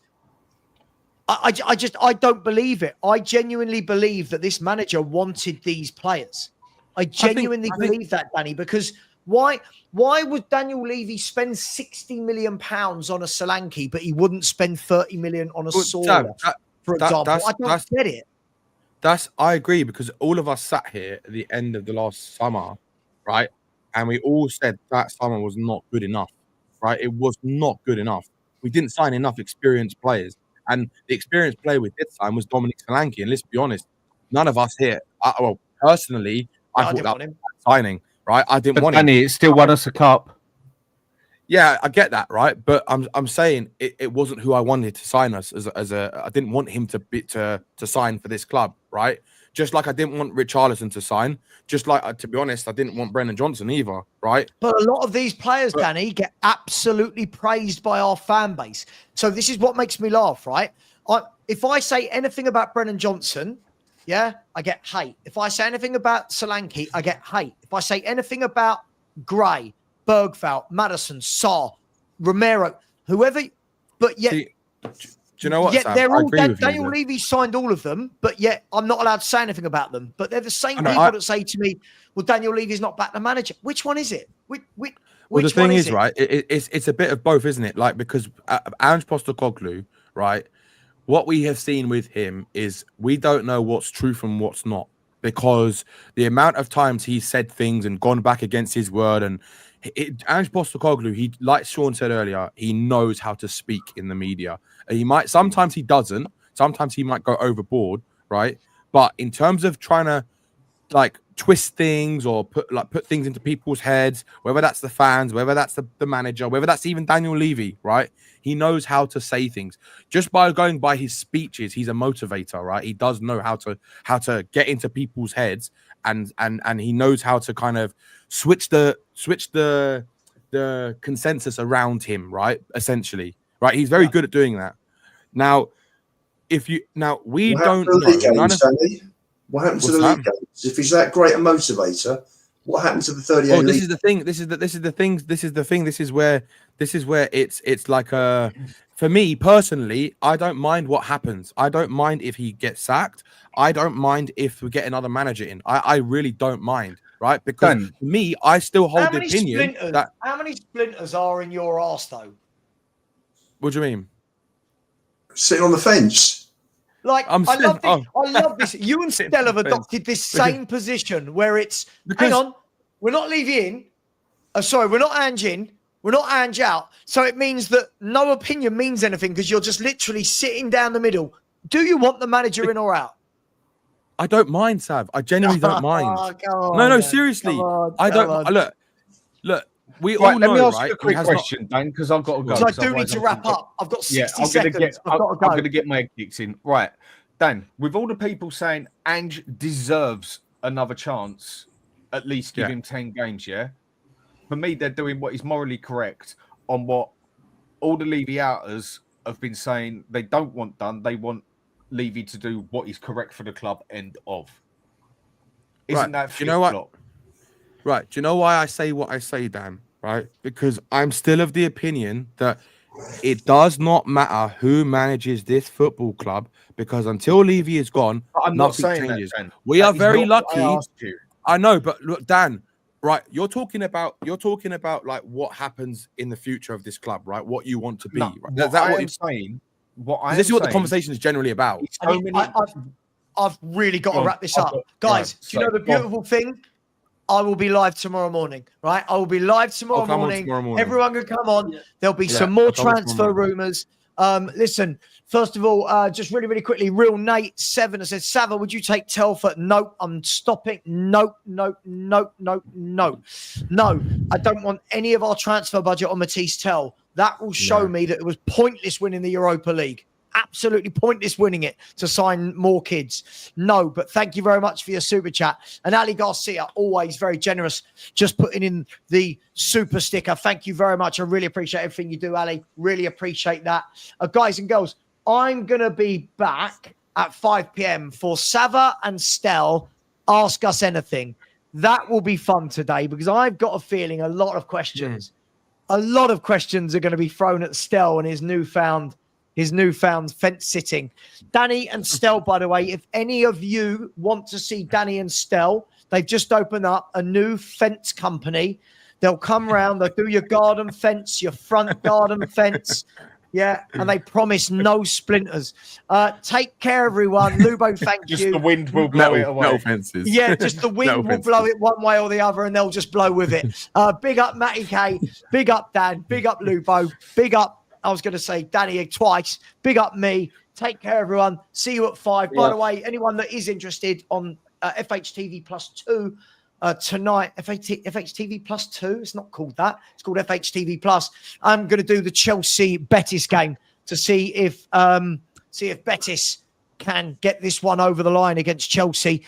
I am sending you all over to Ben Kaufman right now and to his Calfee company. Please please subscribe to Ben. Take care. And by the way, you tight gits, we have had not one subscriber in 4 hours. Not one subscriber and 6,000 views. Take care, everyone. See you later. And as always, come on, you Spurs.